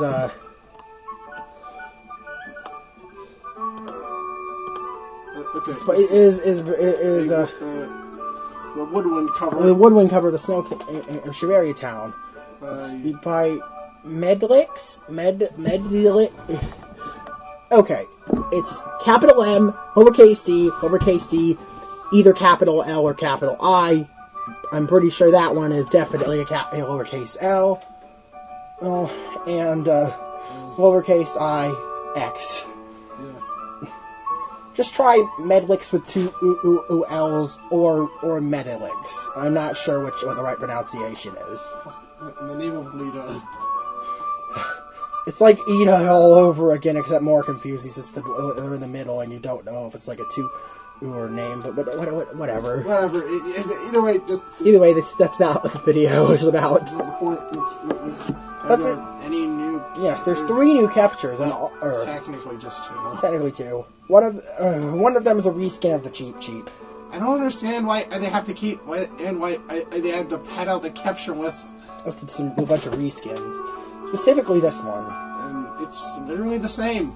The difference is that they're not harmed by freezing water.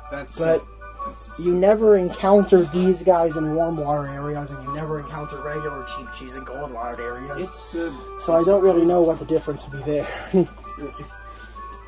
They're basically the same. They're basically the same. So yeah. So the new ones here. First, the Typhoon. Hey, remember this thing? Yep.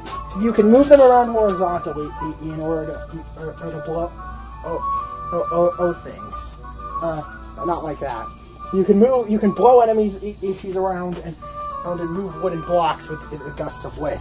And that's probably what I should have said. Yeah, you probably should. It's pretty unique. It's nothing special. I'll give it a 7. 7. And then there's a. Well, we'll go over this one soon. First, you have to go. You have to take on trial. Go through trials, right? Mm-hmm. You have to go through these trials. Oh, yeah. What did Bowser steal here? Bowser stole a cake. The frosted cake.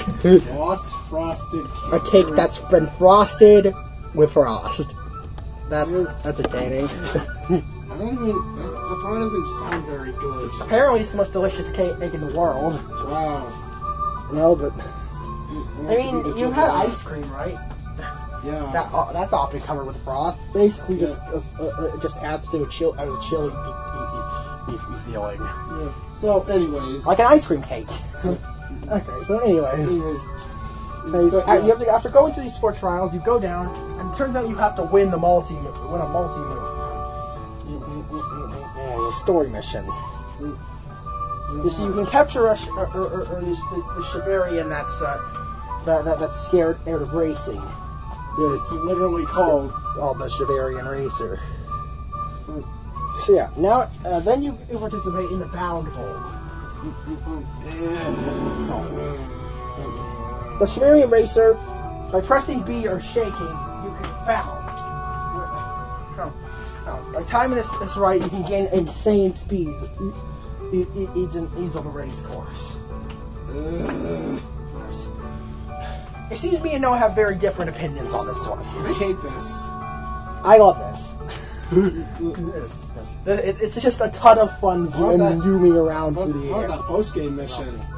The post-game mission is pretty frustrating. I'm not gonna lie there. We'll talk about the post-game. Yeah. But anyways, I'm gonna give this one a 10. I'll give it a 6. So that's an 8 for the Shibarian Racer capture. Yeah.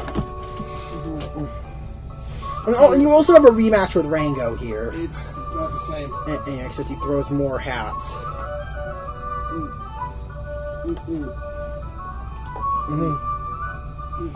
Yeah. Other than that, this is a fun kingdom. It's a nice break. It's a nice break from the previous 2.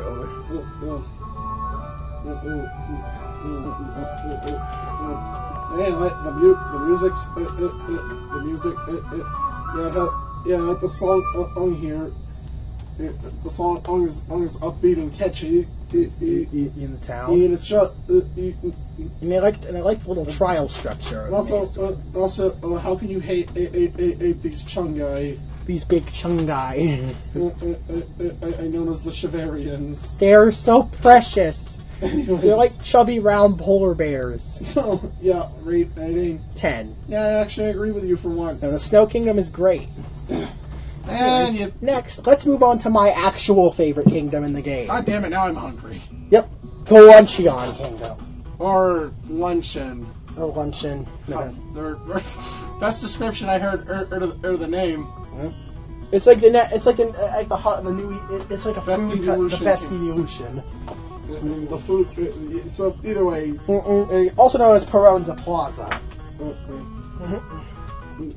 Or Mount Bulbano. Mount Bulbano. Yes. This place has a polygonal. Has a very polygonal based art style. It's kind of bright clashing colors all over the place. But in my opinion, I just adore the way this place looks. It's even got this weird pink soup lava.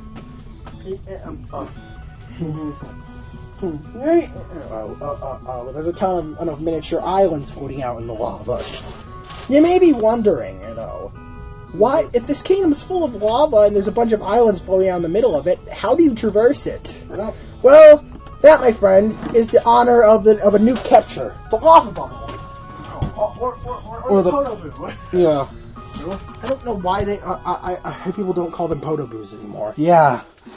It's the more original name than Lava Bubble.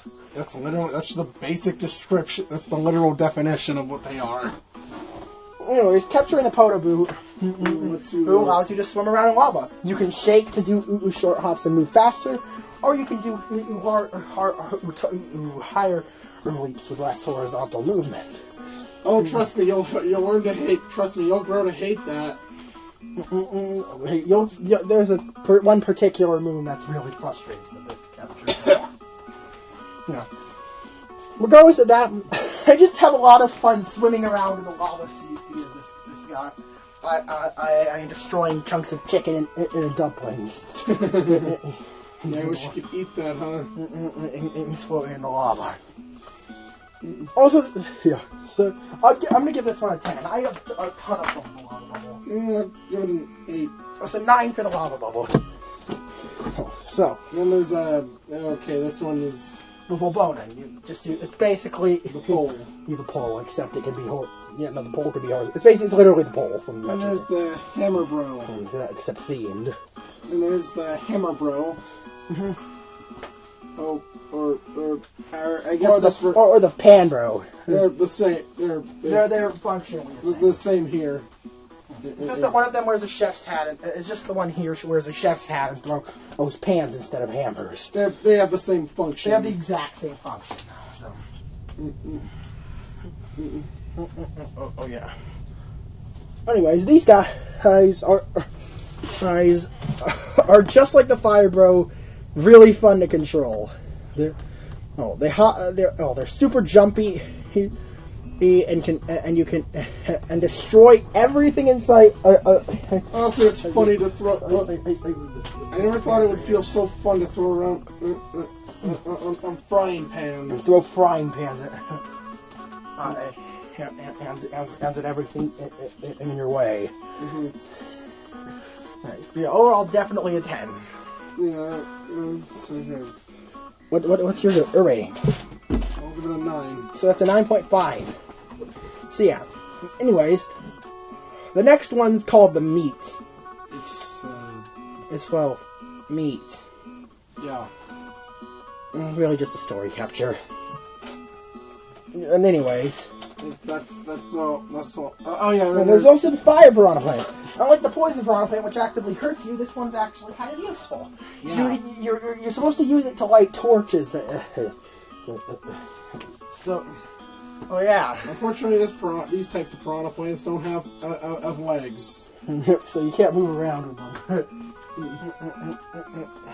Like the ones that in Smash Bros. And there's the stretching ones, like the ones in New Super Mario Bros. Yeah. Or Smash Bros. Anyways, these guys are actually Fire Plant and Piranha Plant. It's at least useful. So I'll give this one a 7. Yeah, same here. It's funny how it's so fundamentally similar to one to the worst enemy capture in the game. Yeah, at least this thing doesn't go out. At least this thing can't. At least you're not setting traps for yourself. What would this? I wonder if people have done on Flora's poison challenges. Probably.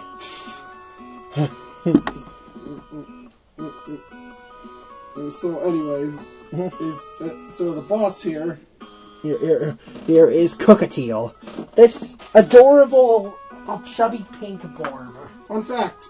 Also, Bowser came here to steal soup. No, and you rematched Stuart at the start of the area. I hope she made it nice of the princess to invite us over for a picnic, gay Luigi. I hope she made lots of spaghetti. Yeah, but anyways, the funny thing, I actually kind of love the fact that you fight Spewer, that you fight the vomiting in Brutal and all the food-based kingdom. You know, I completely forgot that you fight him in here. Yeah, because like before you even reach the plaza, you have to fight him to make a bridge appear.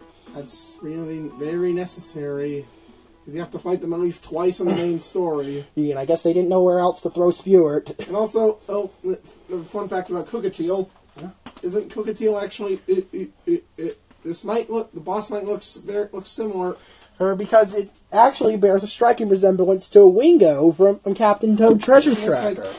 isn't this like Wingo's sister or something? I don't know if that's canon or not. Well, it looks like. Definitely looks like Wingo. Yeah. I don't know if they're related or not. But yeah. It's still a cool resemblance. Anyways, this fight... This big Chungus. Yeah. And fighting against Cooktail, you control a lava bubble and have to swim up its lava vomit. Okay, then. Yeah, and then... oh! Shit! What? Jump! Yeah. Jump! It's pretty tough. God damn it! But it's like a fun kind of hectic. And you'll see Cooktail, it'll chucking up hunks of meat to eat into the stew. Mm-hmm. And spiked balls, too. Yeah. So, that's not a stew I want to eat. Yeah, I don't really want to eat a stew with stone spike balls in it. Yeah. But anyways. So, yeah, so. Anyways, after. Anyways, is rating for this thing? It's rating for Cooktail. I'll give Cooktail boss fight a 10. It's just so fun. Yeah, I'll give it a 9. Also, how can you say the thing? It's a fat bird it's a hot pink fat bird or with a chef's hat. How can you hate that? That is adorable. Yeah. So that's everything in the Luncheon Kingdom, right? Mm-hmm. Well, I forgot to mention the regional coin counters for the last few kingdoms, though. Oh, fuck. Let me just go out of my way and say that the Cloud Kingdom has no regional coins. The Lost Kingdom has 50. The Metro Kingdom has 100. The Snow Kingdom has 50. The Eastside Kingdom has 100, and the Luncheon Kingdom has 100. So, anyways, wow, our overviews of these kingdoms make them way smaller than they are. Yeah. The Luncheon Kingdom is actually one of the larger ones. Yeah, and again, as I said, my favorite kingdom of the game. So, I'm definitely going to give this one a 10. Yeah, you know what? I'll actually give this thing an 8. So that's a 9 for the Luncheon Kingdom. At least its moon count is only 50, and despite its size, despite the number, it's not too hard to get it from places. Yeah. Isn't that fucking nut one of the store one of the things you can do in the main game? Mhm. Yeah. A painful nut. Yeah. Moon. A painful nut. Well, a seed. Seed, but anyway. No, it's a radish. Yeah, the painful radish. Mm-hmm. A slow and painful radish. Me. So, anyways.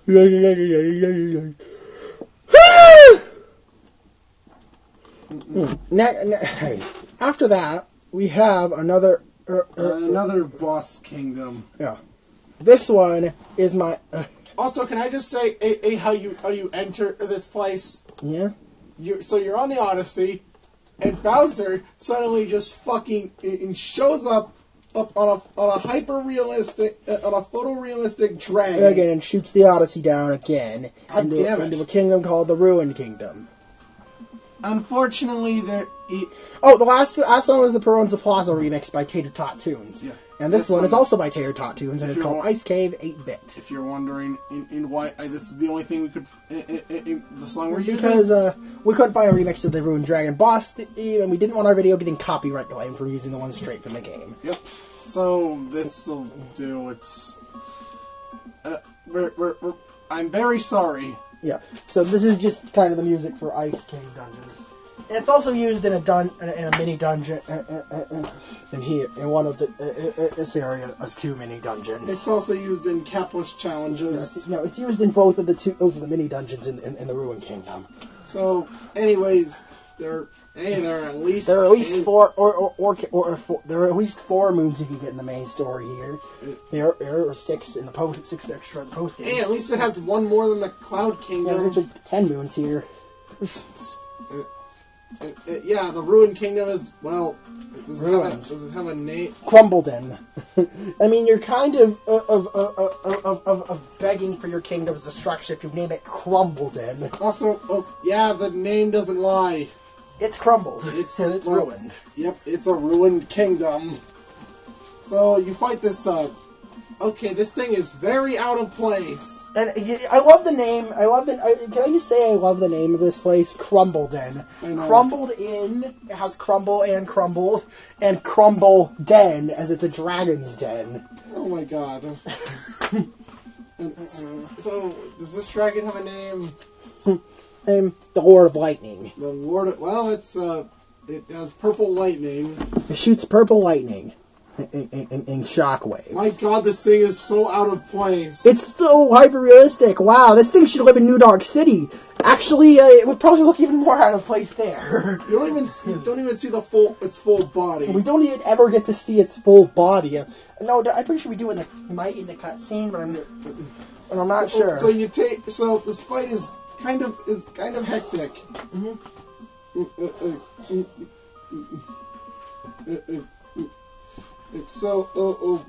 What would you rate it?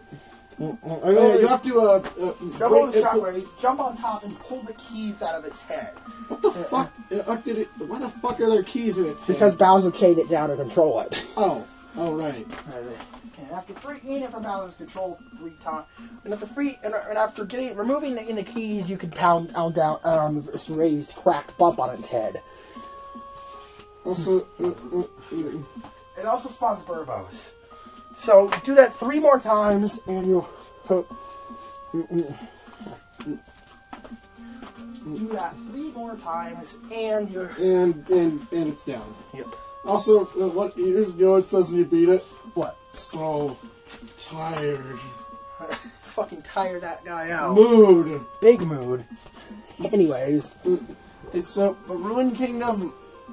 A lot of wasted potential here. If this was a full-size kingdom, it would be so interesting to explore and figure out the lore of this They even place. added a night costume post-release. I just wish the game expanded the lore of this place. There's just something about the people of the Ruined Kingdom being greedy and harnessing too much power from the planet. But we don't get this... Which caused divine destruction on it.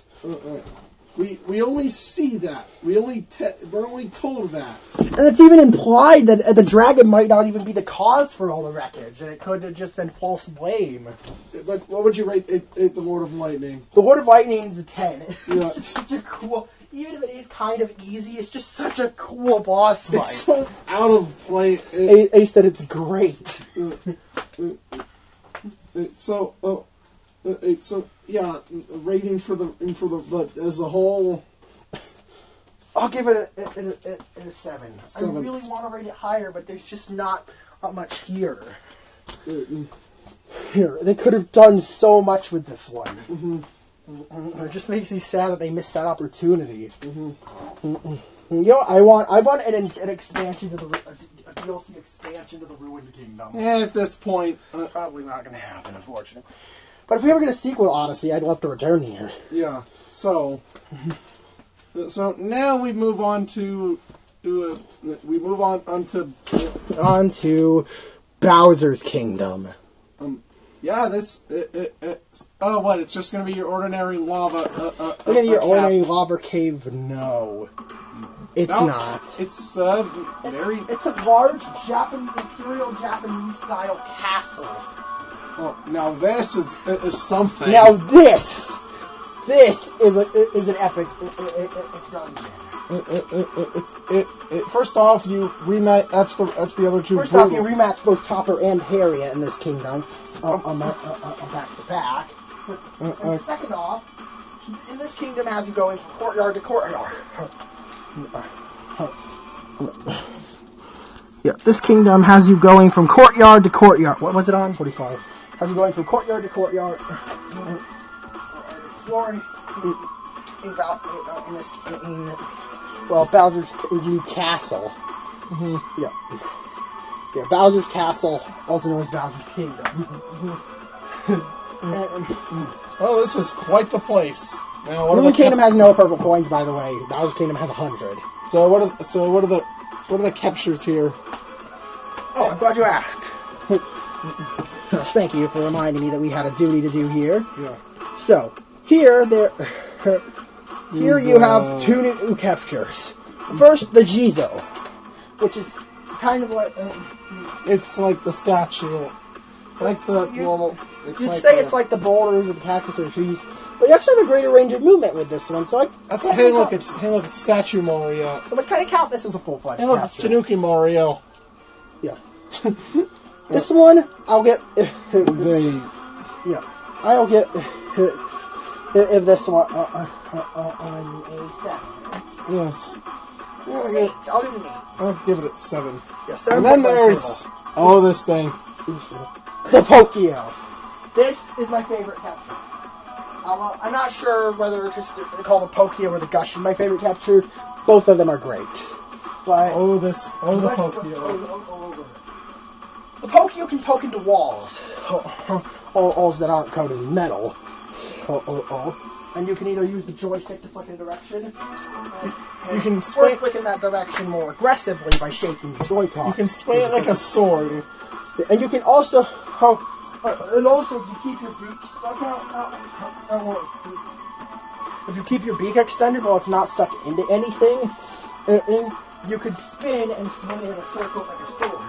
You can even do this in mid-air. Speaking of which, the Pokio gets a mid-air jump if you shake. I wonder where they got that. Where they got that. Zelda reference much? Hey, there was also an unused. People found under removed ink outfit. Yeah. Come on, this one went well. Worked well with the dragon and the fucking Pokio. I know. But anyways,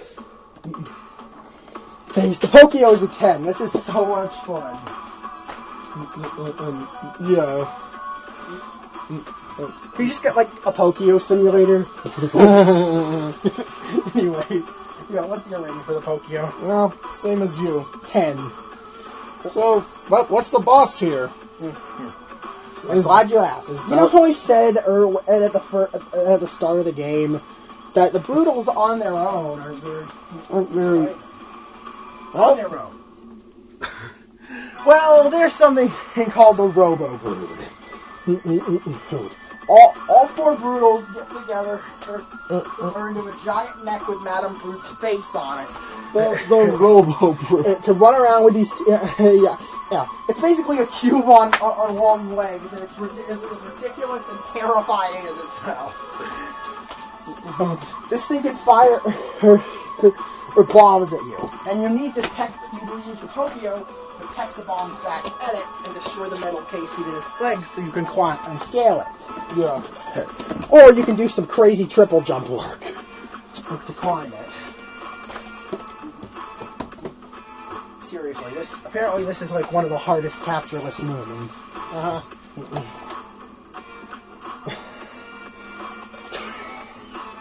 Why? I don't know. Anyways. So...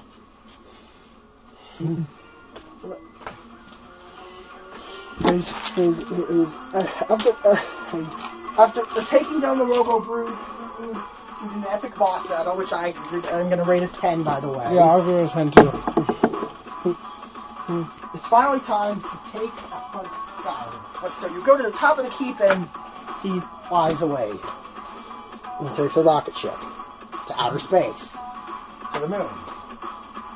It's kind of obvious. I mean, and you're collecting power moves the entire time. One of the lyrics to Jump Up Superstar. One of the lyrics it's to Jump Up Superstars to the moon. We can shoot all the way to the moon. Shoot all the way to the moon. So. What? Oh god, those Tic Tacs. That's too strong. Anyways. What is that? Oh, rating for Bowser's Kingdom. That spells the end of Bowser's Kingdom. But Bowser's Kingdom, I will rate this a 10. I'll actually give it 1 too. This is an epic final dungeon. Also not to mention you can in Lakitu fishing, Lakitu can go fishing and find Poochie. Poochie. Anyways, let's move on to the moon. This is called. This is. Well, the moon. And also, the moment you start up this point... Oh, also I forgot to mention what the last song was. The last song was Bowser's Castle remix, or Bowsette's Castle, by Kairi. Dash some Japanese characters, which probably mean the same thing. Kairy. No, I. So, anyways. Next, we move on to the Moon Kingdom. Also known as Honeymoon Ridge. And when you go here, you're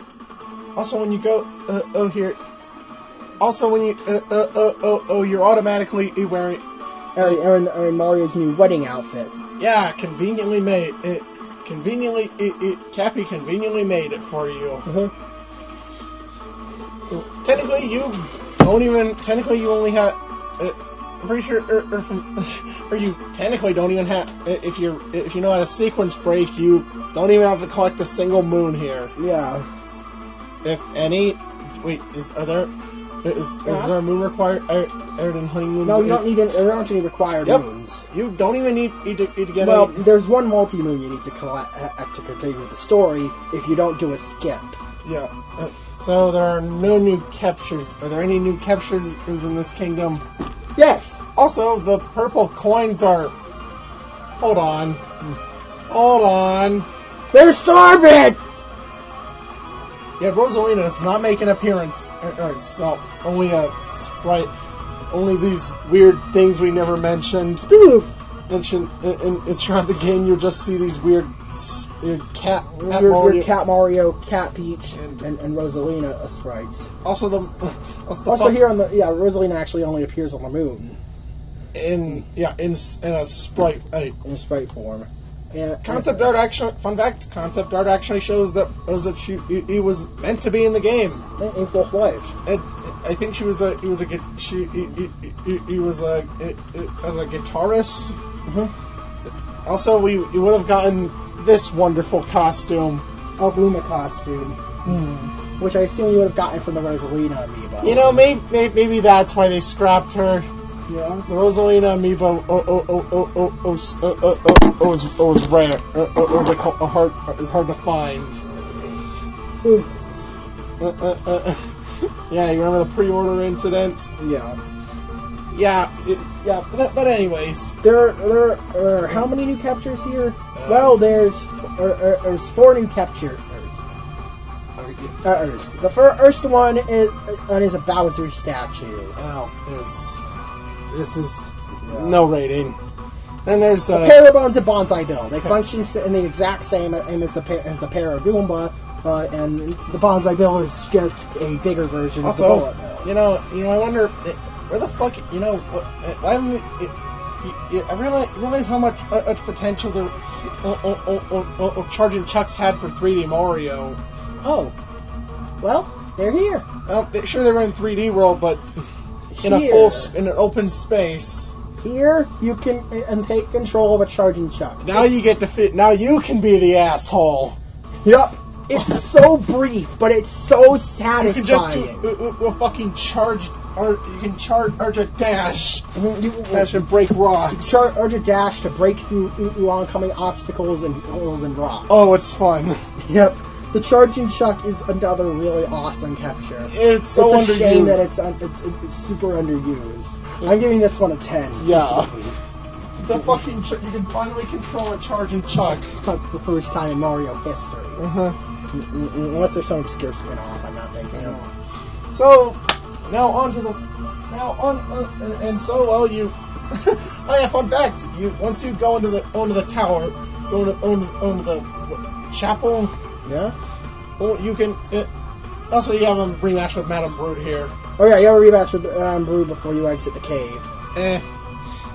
Not much to say there. Yes. Fun fact: when you enter the chapel and break into the door, or depending on what you're wearing, Bowser will actually comment on your outfit. If you're wearing just a random combination of stuff, he'll say you don't look like you're dressed for a wedding. And if you're if you're dressed as I think a clown, if you're dressed as either a clown or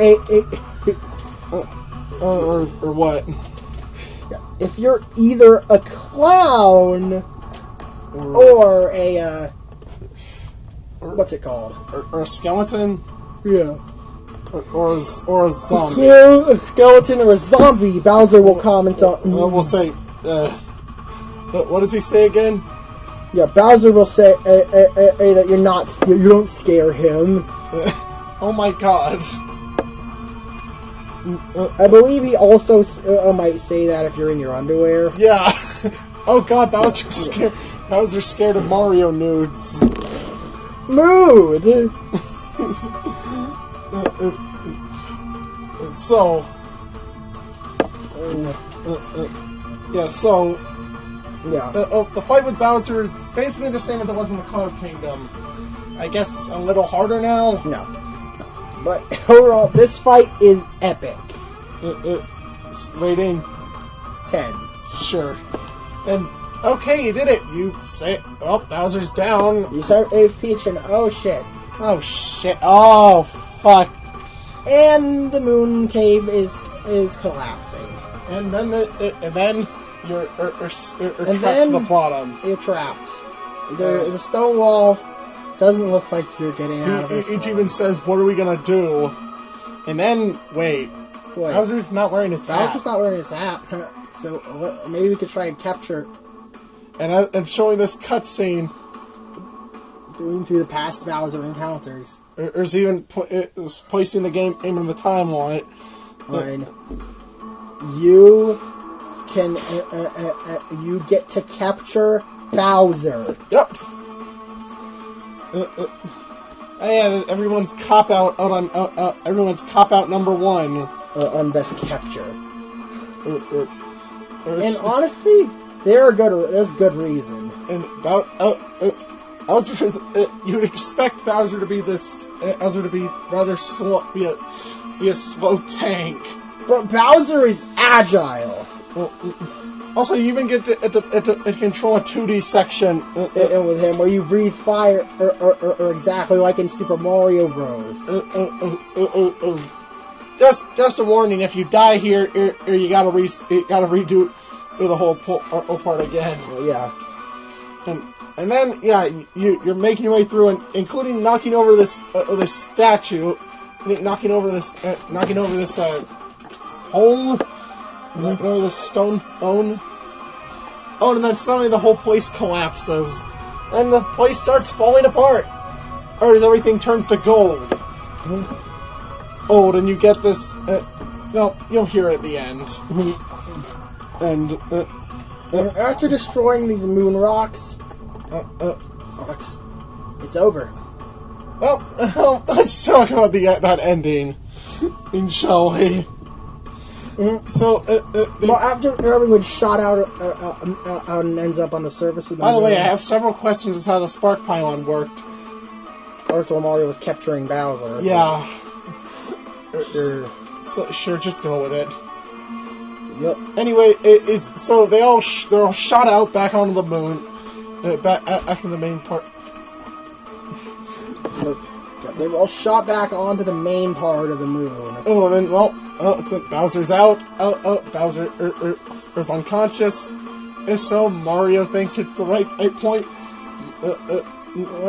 Cappy and Tiara are back together. Mario decides to try to confess as his propose to Peach. And then Bowser gets up. And starts offering his own flowers. And then they start fighting. And then the most savage thing. Moment in a Mario game. No! Oh my god! Peach just shut them down. No! Yeah, if that's all you care... Yeah, I guess that's basically saying if that's all you care about... and I don't want to be with either of you. And you get this scene... as Peach walks away, you get this scene... Where Mario and Bowser are both waiting for the ship, and then Mario footstools Bowser. You could have been friends after all this. Could have been the start of the friendship. But no.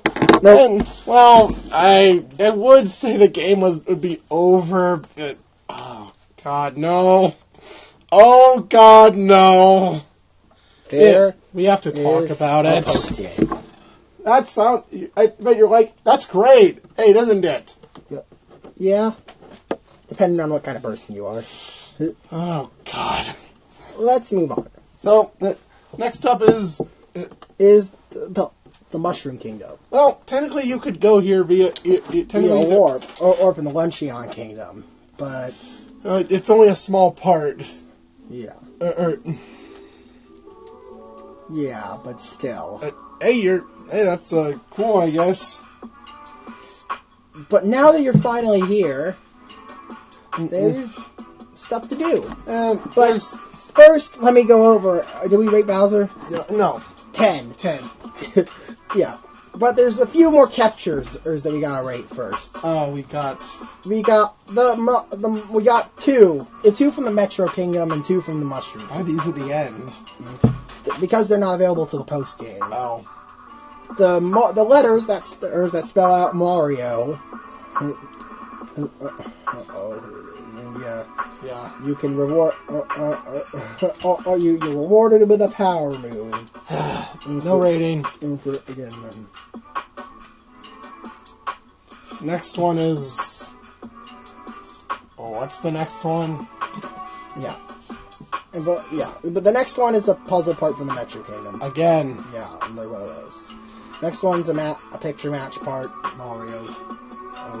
The same as Game Boy. And which is that one was in the Mushroom Kingdom, by the way. Yeah. And then, well, you climb to the top of the castle in the Mushroom Kingdom, and hey, and wait, it's Yoshi. But wait, I can't ride him. You can capture Yoshi. Oh my God. Yeah. You get to run around as Yoshi. He's a bit. He can't. Can he triple jump? No. Yoshi cannot triple jump, but hey, he can stick to walls. I know. I think he can triple jump. I believe. Yeah. He might be able to. Actually, I'm in the Mushroom Kingdom. Let me check right now. Yeah. If Yoshi can triple jump or not. Yeah, I've had the game running this whole time. Yep. I'm to check a few things. So, yeah. Okay. You want to get to the top? Oh, yeah, right. I was trying to shortcut it. Yeah, this. Okay, just give me a little minute in it. Oh, seriously? Let me climb to the top first. Okay. There. Okay. Yeah. Alright, yeah. So, when you reach the top... if you go around front and see Yoshi. And, you can capture him. No, he can't triple jump. Hey! But he can flutter jump. And his tongue... Also, take a look at his tongue. Mm-hmm. And you can stick his... if you shake, you can home his tongue on the ground to gain an extra boost of speed. You can also cling to walls with it. And do these cool... some really cool wall jumps. So is this what Yoshi sacrificed his triple jump for? Yup. And he can still flutter, by the way. You can use Yoshi... it's the following we are following the Yoshi principle. So, yeah. Oh, Yoshi appears in every other game. Oh. I didn't know that was a thing. It's a weird pattern. Yeah, every other 3D game. So, anyways. Yoshi can even eat fruit scattered around the kingdom. In addition to, of course, enemies, and everything he eats is converted to a coin.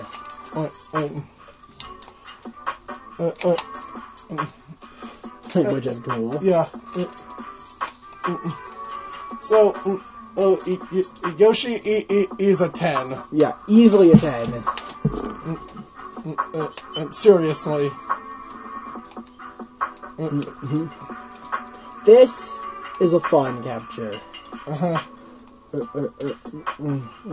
Yoshi has almost as much movement freedom as Mario does on his own. Yeah. So that's every capture. But not every kingdom. In the Mushroom Kingdom, There's a few things to do. Well, there's a you can You can rematch every boss in the game except for Bowser and the Brutals. Or the Brutals. Well, there's another way to rematch those guys. More on that later. But you can also rematch Mountain Brute in the Moon Cave, I believe. Yeah. Which I didn't know until recently. So the Mushroom Kingdom, yeah, you can rematch every boss that. So basically, that means you could rematch every boss in the game in some way.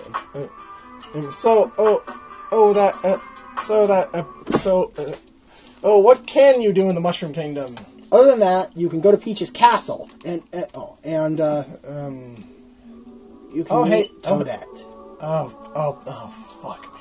Remember how I said there's over 800? There's 880 moons. Well, 61 of them are just handed to you by Toadette after getting this game's version of achievements. It's dumb. You just keep press. Also, I forgot to mention. Yeah. And so you know how you know how each moon has a different in color. Well, in the Mushroom Kingdom, they're stars. Yep. Like Super Mario 64, straight up stars. They even make the sound. They make the classic star sound. Oh. When you grab them. Also, look what you can buy with. Also, the purple coins are the coins from 64. The coins. And you know what you can buy? Oh my God! You can buy 8-bit Mario. No, 64 Mario. 64 Mario. What would have made this better is if we had, if it enabled the old voice claps. That would have been cool. Yeehaw!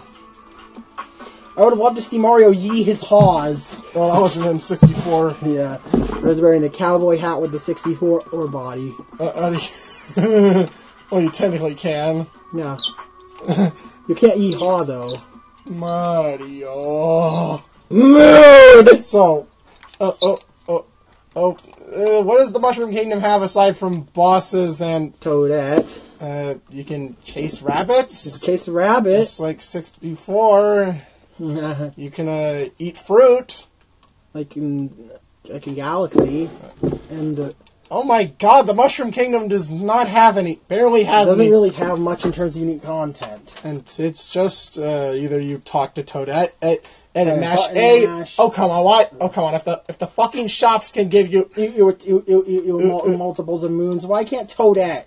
You can't just get a whole stack of. You can't just claim all of them at once. Jeez, better be some good technical explanation for that. This is just the Mushroom Kingdom. It's clearly just there as a to play with everyone. Also, you can drain them. You can drain the moat, right? Mm-hmm. And from the outside, obviously, the inside of Peach's castle is nerfed. Or if you can't really. Also, you notice Peach Peach just disappeared. Turns out he's out exploring the other kingdom. Trying to see the world for herself instead of with Bowser. Instead of being dragged around. But yeah. The Mushroom Kingdom is clearly only here. Is clearly here just for nostalgia boners. What else? Also, you can even go to the courtyard or the castle courtyard. Mm-hmm. I remember. Yeah, which is pretty cool. But yeah. The Mushroom Kingdom, I'm rating. I'll give it an 8. Yeah, I'll give it an 8. It's good, but it lacks originality. You're just fighting harder bosses you've already faced. Oh my God! So man, could it get any more unoriginal than this? No. Yes. How about after collecting 200 moons? You can after access 200 moons. You gain access to the darker side. Dark side. The dark side. What is this? As you ask. The dark side of the moon. Obviously. Also known as Rabbit Ridge. Did you credit the last one? Oh, the last one was the cover of Peach's Castle. Peach's Castle. Oh, yeah, Peach's Castle. No, Mushroom Kingdom from Super Mario Odyssey Hip Hop / Trap remix by Rifty Beats. This next one with an I. Alright, but this next one is Super Mario Odyssey Robo Brood remix by Kyle Stubbs. You may be asking why I'm using a Robo Brood remix. Well, I said there was a way to rematch the Broodals, didn't I? What does the dark side contain? Hell! Hell! Hell! Hell! Yeah, pretty much. Welcome to fucking hell! First, there's three draws here. First one is obviously rematching all the Broodals and Robo Brood in a gauntlet. The second one is, we didn't even mention this throughout the entire video. Yeah? Hint art. Yeah. In kingdoms, there is this art that that shows you a moon in a different area. It shows you a move that's located in a kingdom different from the one the art is found in. The thing is, you can only buy hints or scan amiibo for hints, which is another thing you can do. Yeah. Not for the hint art. To find the location of the painting, the hint art painting, not where the actual moon's located. You have to rely completely on the art for that, or look it up, like most people do. Also, on the topic of amiibo, I can't show it, but why can't you show it? This is alright. Fine. Make sure not to cancel the video. I have this. Yup. Did it show me? Don't get me on video. No. Okay. I actually have it. The Mario cereal. That people went crazy over. The cereal itself is okay. It tastes like cat shit. No, it smells like cat shit. Yeah, it smells like... It's just, it's strawberry Lucky Charms. Yep, basically strawberry flavored Lucky Charms. At least they comment that at least as flavor text. And you can...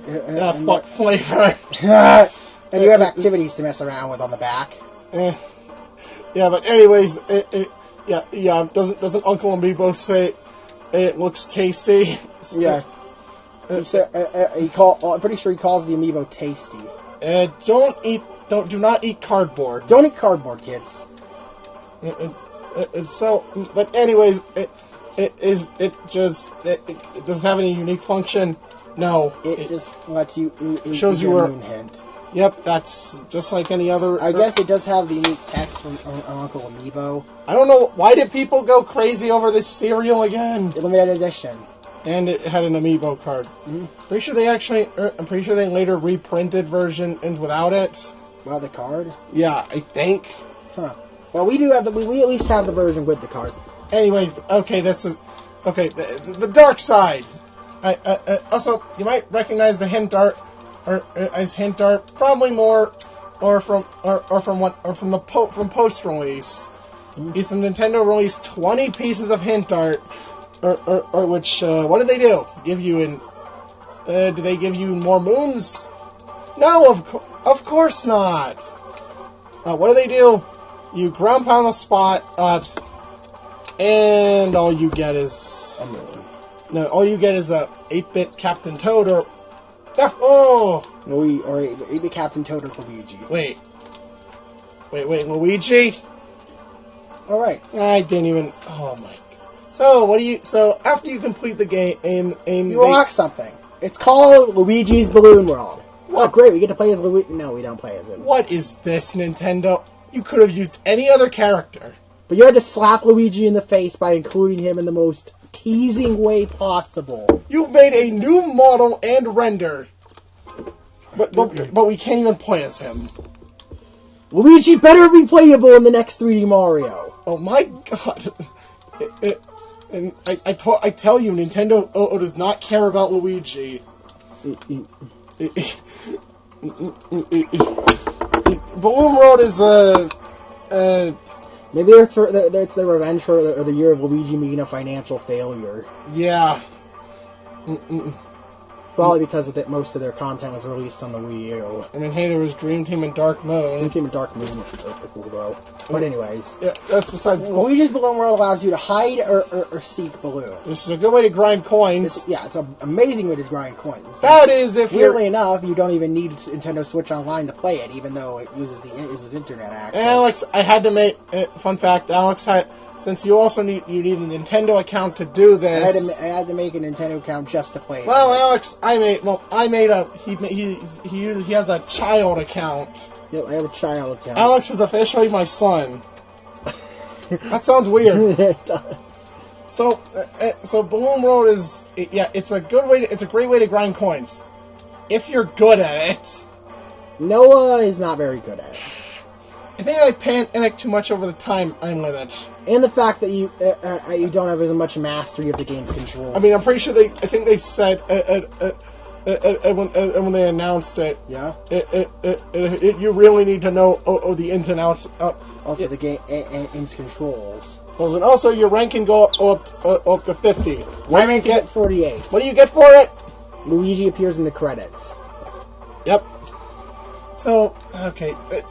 Rating for Balloon World. Would you rate Balloon World? Would you? I'll rate Balloon World a 10. I actually have a lot of fun with it. Yeah, I don't really like this one. What do you give it? I'll give it a 6. Okay. Yeah. I mean, sorry. Alright. This was one of the main reasons we're doing this video.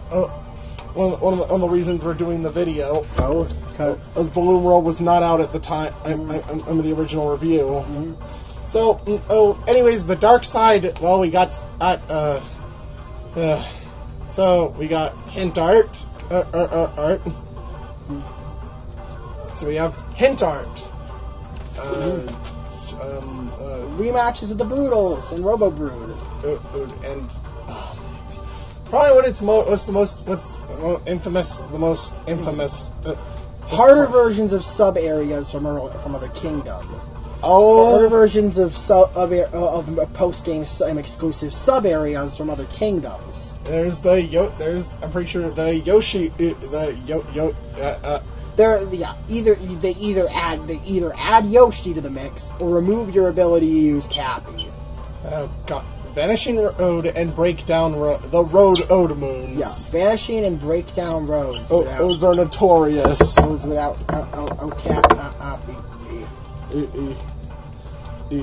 Those are the most notorious. Those are some of the most notorious moons in the game. Yeah, didn't you do Vanishing Road on your first try once? Yeah. What about for Breakdown Road? Yeah, because Vanishing Road you don't get Cappy. No, you gotta do that. Yeah, remember that motorcycle? Remember the motorcycle from New Donk City? Yeah. Oh, you gotta use that, and that's in the New Donk City one. Oh, in this one you have to do it on foot. Yep, make a challenge harder. Yep. Oh my god.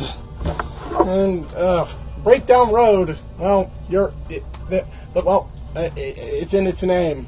Yeah. You'll probably have a breakdown on trying to finish it. Yeah. Well, and aside from the fact that the place is just us falling apart. Seriously, who's in charge of managing this road? I want to speak to the city, to the mayor. Seriously, yeah, you'll probably have a breakdown point. Playing this area. So the dark side is weird. It's clearly intentionally your remix of stuff of other stuff. But it's so lazy. But it just feels so empty, you know. I get that that's the feeling, but the moon was supposed to invoke, but like the moon itself had a unique level design. Moons. Yeah, this. Moons on the moon. Also, the moons are in these can't. I'm sure the moons in the. I'm pretty sure the moons in the Moon Kingdom are moon-colored. Moon-colored moons in the Moon Kingdom, which is a location on the moon. My God, Moonception. Yeah. So, what would you rate the Dark Side? I'll give it an 8. Did we rate the Moon Kingdom? No. I'll give both of these an 8. I'll give them both a 7. That's 7.5. Also, they of course have moon jumping. Yeah, low gravity. But before we head to into the last area, let's touch on what that post game is like. You need 500 moons to reach the final area. Yeah, in the process of getting those 500 moons. Well, you'll probably get them by the time you'll probably. No, if you're going for 100%, it probably won't take you long. If you go out of your way to collect every moon, when you find, it probably won't take long. You'll probably have about 300 by the time and you finish the story.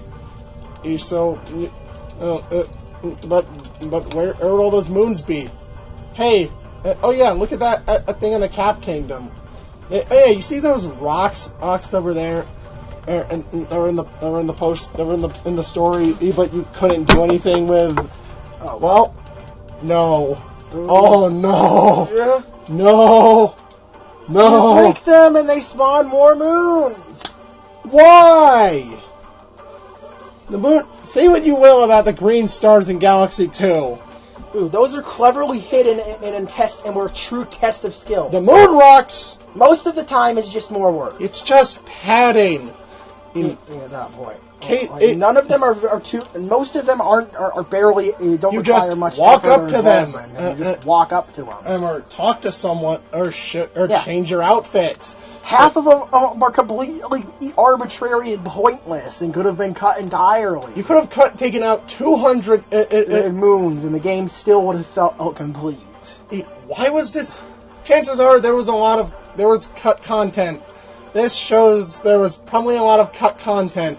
There were likely even more moons than originally. No, on the promotional, as many have pointed out, on the promotional image for Mario Odyssey, he showed a small part of the map. That so a suspicious resemblance to Isle Delfino from Mario. And then there's this sunshine outfit, and then there's the Gushin.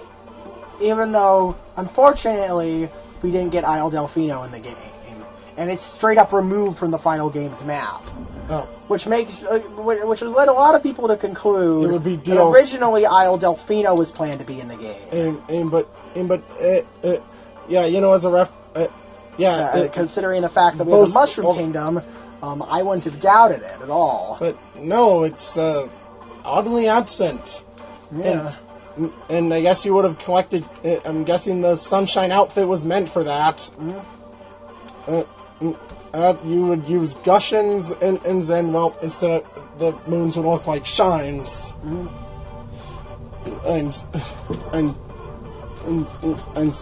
hell, someone even made a hoax. Hoax GIF of it. A hoaxed video, which is extremely well made. Even though you could point out a few minor inconsistencies. This really shows the game was not meant to have 880.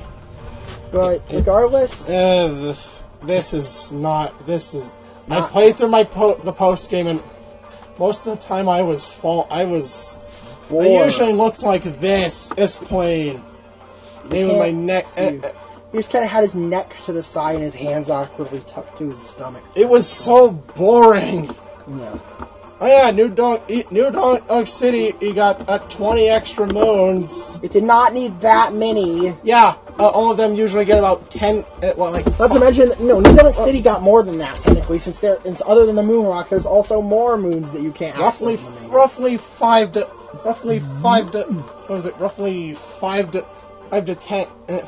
20. Yeah, around 5 to 20 new moons for every kingdom.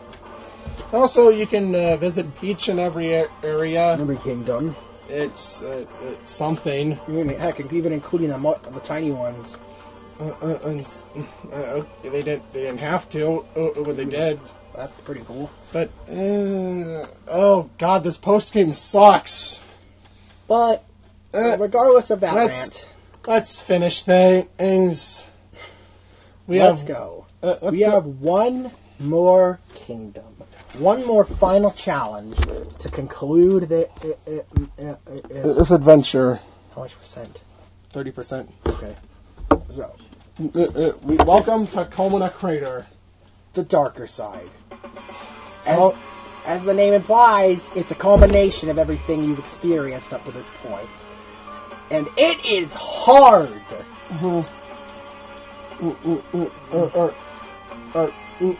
Not hard. It's not really hardest moon in the game material, as everyone makes it out to be. You're doing an assist mode. I'm gonna kind of make a bit of a beeline through this place. You only have a 30% left. I can speed it. Alright, don't fuck around. I won't fuck around. I'm in assist mode. Oh, right. Assist mode actually makes it much easier. But anyway, let's go. So you start off, and there's people from every single kingdom all gathered together to play a jump up superstar. Then, and afterwards, there's a section where you have to capture a frog. Hey, it's your first capture. Your first capture is also in the final area. Huh. You gotta make this do some platform. Do some a little bit of platforming with the frog. And after we're doing that, frog jumping on the moon. Moon physics. It's hilarious. You get to enter this pipe, which leads into the real challenge. You notice that it's off in the distance. Yeah, there's a tower that looks just like what on Honeymoon Ridge. Wow. I thought it was New Donk City's tower. New Donk City. You accept it's actually larger. But anyways, as you start, or you enter, or you step down the stairs, and there's a square area with a square ring of lava somewhere in the middle, and a ton of Goombas. And there's also a UFO mini boss. This is completely optional. Fighting is completely optional, but it does give you a life up bar, which helps if you're not playing on assist mode. Then there's a section where you climb. I'm through poles and wall jump up around grates. Hey, this one, there's not much room for error in the final part where you sway. And keep in mind, this is just the start of the area. It starts off pretty tough, and then this part's not too bad. You have these. Loop the music. Okay. You have this area with these rolling hills of metal through lava.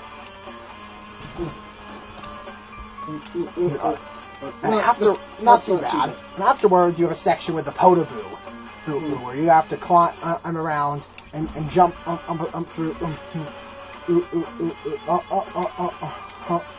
and spend your time on jumping through and across the magma. I thought you were screwed. You fucked up. No. It's pretty tricky. Yeah, this section is tricky, since if you bump the walls, you'll lose your speed. And then you hop into a cannon and launch yourself over to the next section. By the way, if you go to the back of the building, there's a heart. This section is and involves the uproot. And keep in mind, there's Burbos assaulting you the entire time too. Mind your own fucking business. So you have to quickly scale your way before the Burbos multiply too much. Ow. Shit. Okay, let me scale that again. I fell.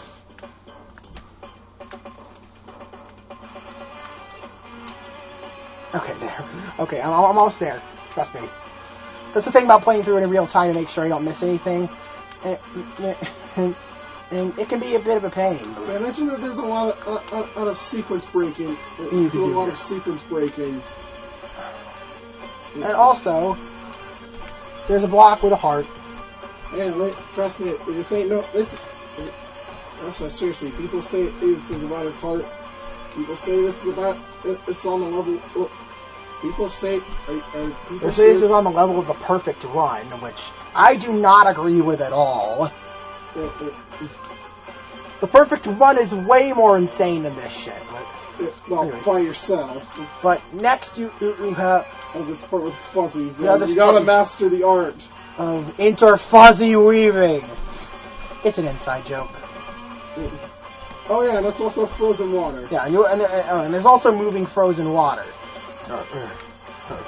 Afterwards, there's a section with Yoshi. Yeah. Here, you got on a scale... Scale the wall. I'm going to scale this conveyor belt wall.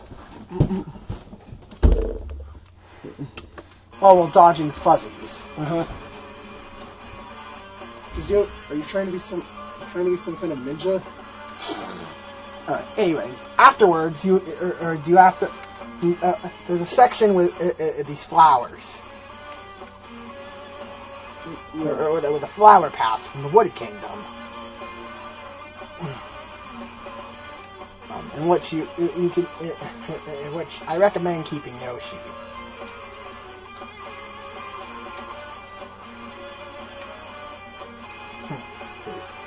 So, anyways, moving on. You can talk to the Sphinx and actually open up the gate to a life up heart. And since you're going to miss that flower path if you do so, there's a piece which allows you to spawn another flower path. This part can technically be skipped. This part can be skipped with a bug. Well, that one was this part was patched. This part was patched. The Sphinx part can be skipped though. This, you go capless and have to platform through this area where the walls are pushing out.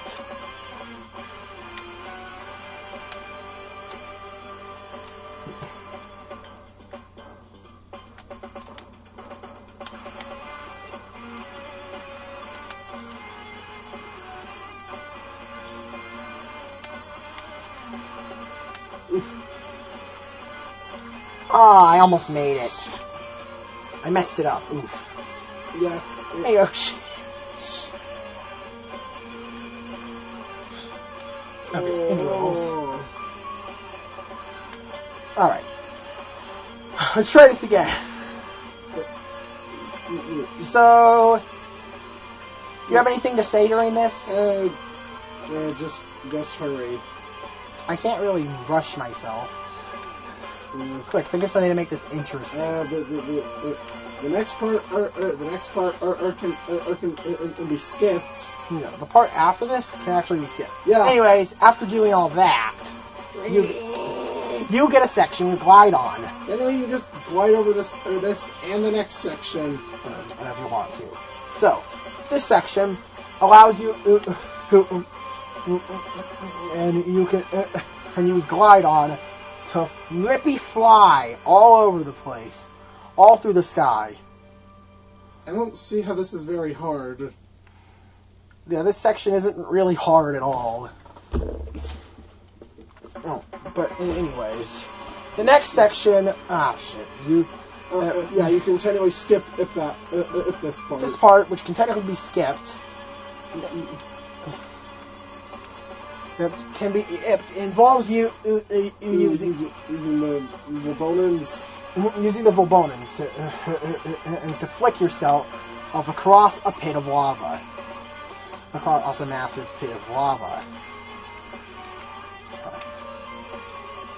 And at the end, there's a pipe. Yep.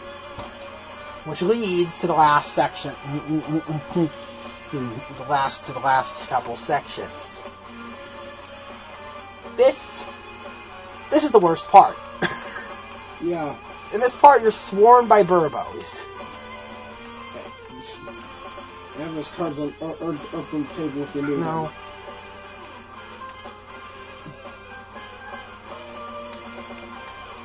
No, wait. I can't do that. You can't do, what are you trying to do? I was trying to camp out on these platforms, but you're not allowed to. My God. You see, this part gets extremely hectic because of all the lasers and the burbos that harass you. So you're really going to want to either play in assist mode or at the very least carry a life heart. Or if you have the wedding peach amiibo. Yeah. You can scan that at any time. And then get one. This is for me, I'm using assist mode, for example. And next God, part I don't know is how the many section times with I the Pokio. fucked up on this part. Next part's the Pokio section. Yeah, maybe this is why I don't just skip at this part. Anyways, well, you obviously use a Pokio here, and you have to peck into these moving cardboard boxes, these moving cardboard walls.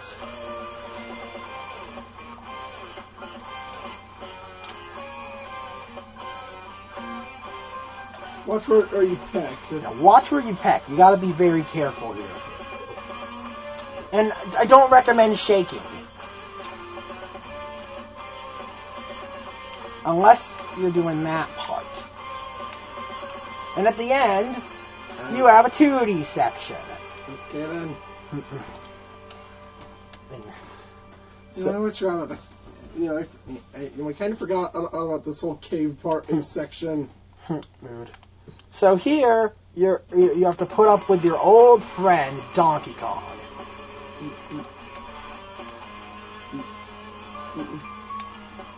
And as with before, yeah, and I forgot to mention you fight him during the New Donk City Festival. And here, just like then, you got to uppercut it in with a bunch of blocks, and he goes down. And then you move onto a pipe and get to the final section in the level. You jump into a painting, Super Mario 64 style, and now you're in with the Bowser capture. And and you're breaking through rocks and jumping and slashing and breathing your way to victory. So yeah.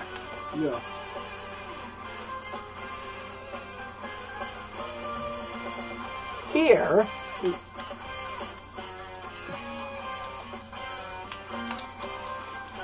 it's recommend. There's a corridor where it's actually recommended to turn around at certain points to hit the rocks behind you. But anyways, regardless of what you do, the Bowser section is pretty tame compared to the rest of the level. It's not pathetic, but it's pretty tame. I remember one time you died here. You had a stupid death. So at the very end, you jump through rings of coins, and you end up up at an area with the spark pylons. Where does this lead? High in the sky. There's more? You're high up in the sky. And then you take some and, it's this game's thank you message. You did it. Thank you so much for playing my game. So, anyways, let me navigate this message real quick. Hey, at least it's better than one in 3D and if you aren't careful, could kill you. And also, there's a scarecrow you can throw your hat on at the end to see the whole thing at once. Yeah. And that leads to the final pipe. Here, you get to your last capture. Once again, where you started. The frog. And you climb the... and now? You want me to pause? Yep. It's over. You don't need to... unloop. Nope. Okay.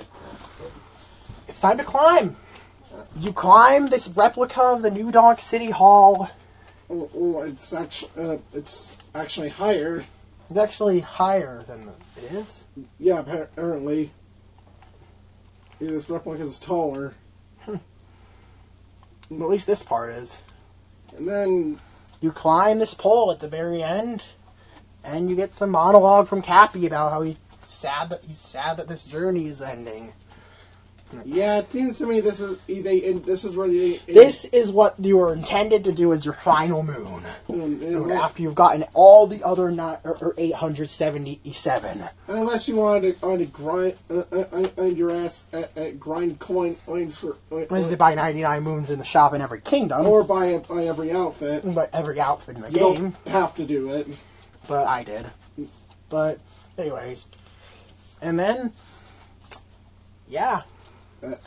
Once you climb to the very top, you jump off the pole and claim the game's final moon. Show.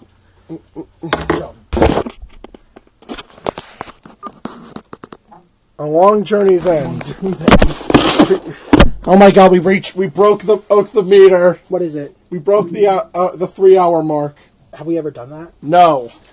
Wow. We broke a record, guys. But the video still has a little left. So, let's get to the conclusion. Well, this is quite a journey of mixed opinions, now wasn't it? Also, this is Bowser Battle Super Mario Odyssey rock metal covered by Gabocarina 96. Hope he's saying that right. Yeah. I assume it's a combination of the name Gabe or Gabriel or Gabriel and Ocarina. Yeah. So well, let's conclude this. So. Now I mentioned that there's a song that plays during the escape sequence, and this is that. It's goes by many names. Break Free, Lead the Way, or Honeymoon. I think that's the soundtrack name. So, yeah, this cover is a rock cover by Hi, my name is Alex. Oh, hey, my name's you. The song is actually not really related to the game, but actually to the player. Yeah, listen to the lyrics. Yeah. It's talking about the player's relationship with the series. About the relationship of long-time players with the series. And it's I know this part, or especially. Yep. So, Alex was obsessed with this fucking song. This is what this is my favorite local track at the game. The two. Yeah, Mario Odyssey. You went ahead. Two vocal tracks. Decide. Yeah. Anyways. So let's get to the score. All right. So let's start with the gameplay. Well, gameplay is it's this has quite possibly the most fluid and intuitive control system I've seen in any Mario. Heck, any video game. Everything's responsive. Everything is responsive, convenient, and it's one of those easy to learn, hard to master. Mm-hmm. And oh my, I've seen just recently, speedrunners have been able to beat the game in under an hour. Yep. Yeah, if you master, there really is plenty of room for insanity in this game's control. They encourage it. They encourage you to find creative skills. Technically you only need 124 moons to finish the game. Yep. That's not even. That's barely. That's only a little over an eighth of the game's total. Yeah. People have been able to. But yeah.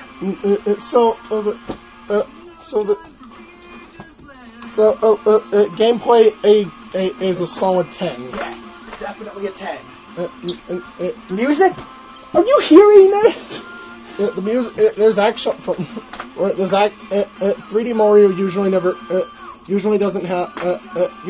never fails when it comes to music. And this game is no exception to that. Does the game list how many tracks there are?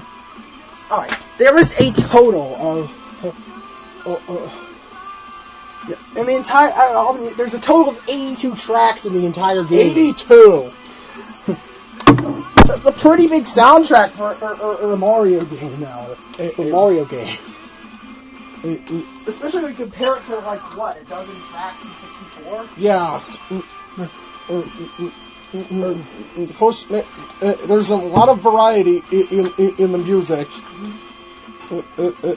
Even within kingdoms themselves. So there's even 8-bit versions of every song. Yeah, there's even 8-bit versions of each song. So, anyways. And, graphically... This game is beautiful. Mario has... It's possibly the most beautiful Mario. Take a look at... How about you actually take a look at Mario... take a look at some of these renders. Like, take a look at the textures on Mario's mustache. Mario's hair... Mario has very... detailed, fine hair in this also, don't forget Peach's hair. Peach's hair literally looks like spaghetti. Maybe that's why Mario... that's why Mario goes after Peach. I hope she's made of lots of spaghetti. Oh, God. But this game is beautiful. Again, a 10. 10. And, well, oh boy. Level design? Well, I'm pretty sure this is the completion rating. Completion. This is where the game falters. As we said, the game sure has a lot of content out of moons, but... Started it feels like padding. Bigger isn't always better.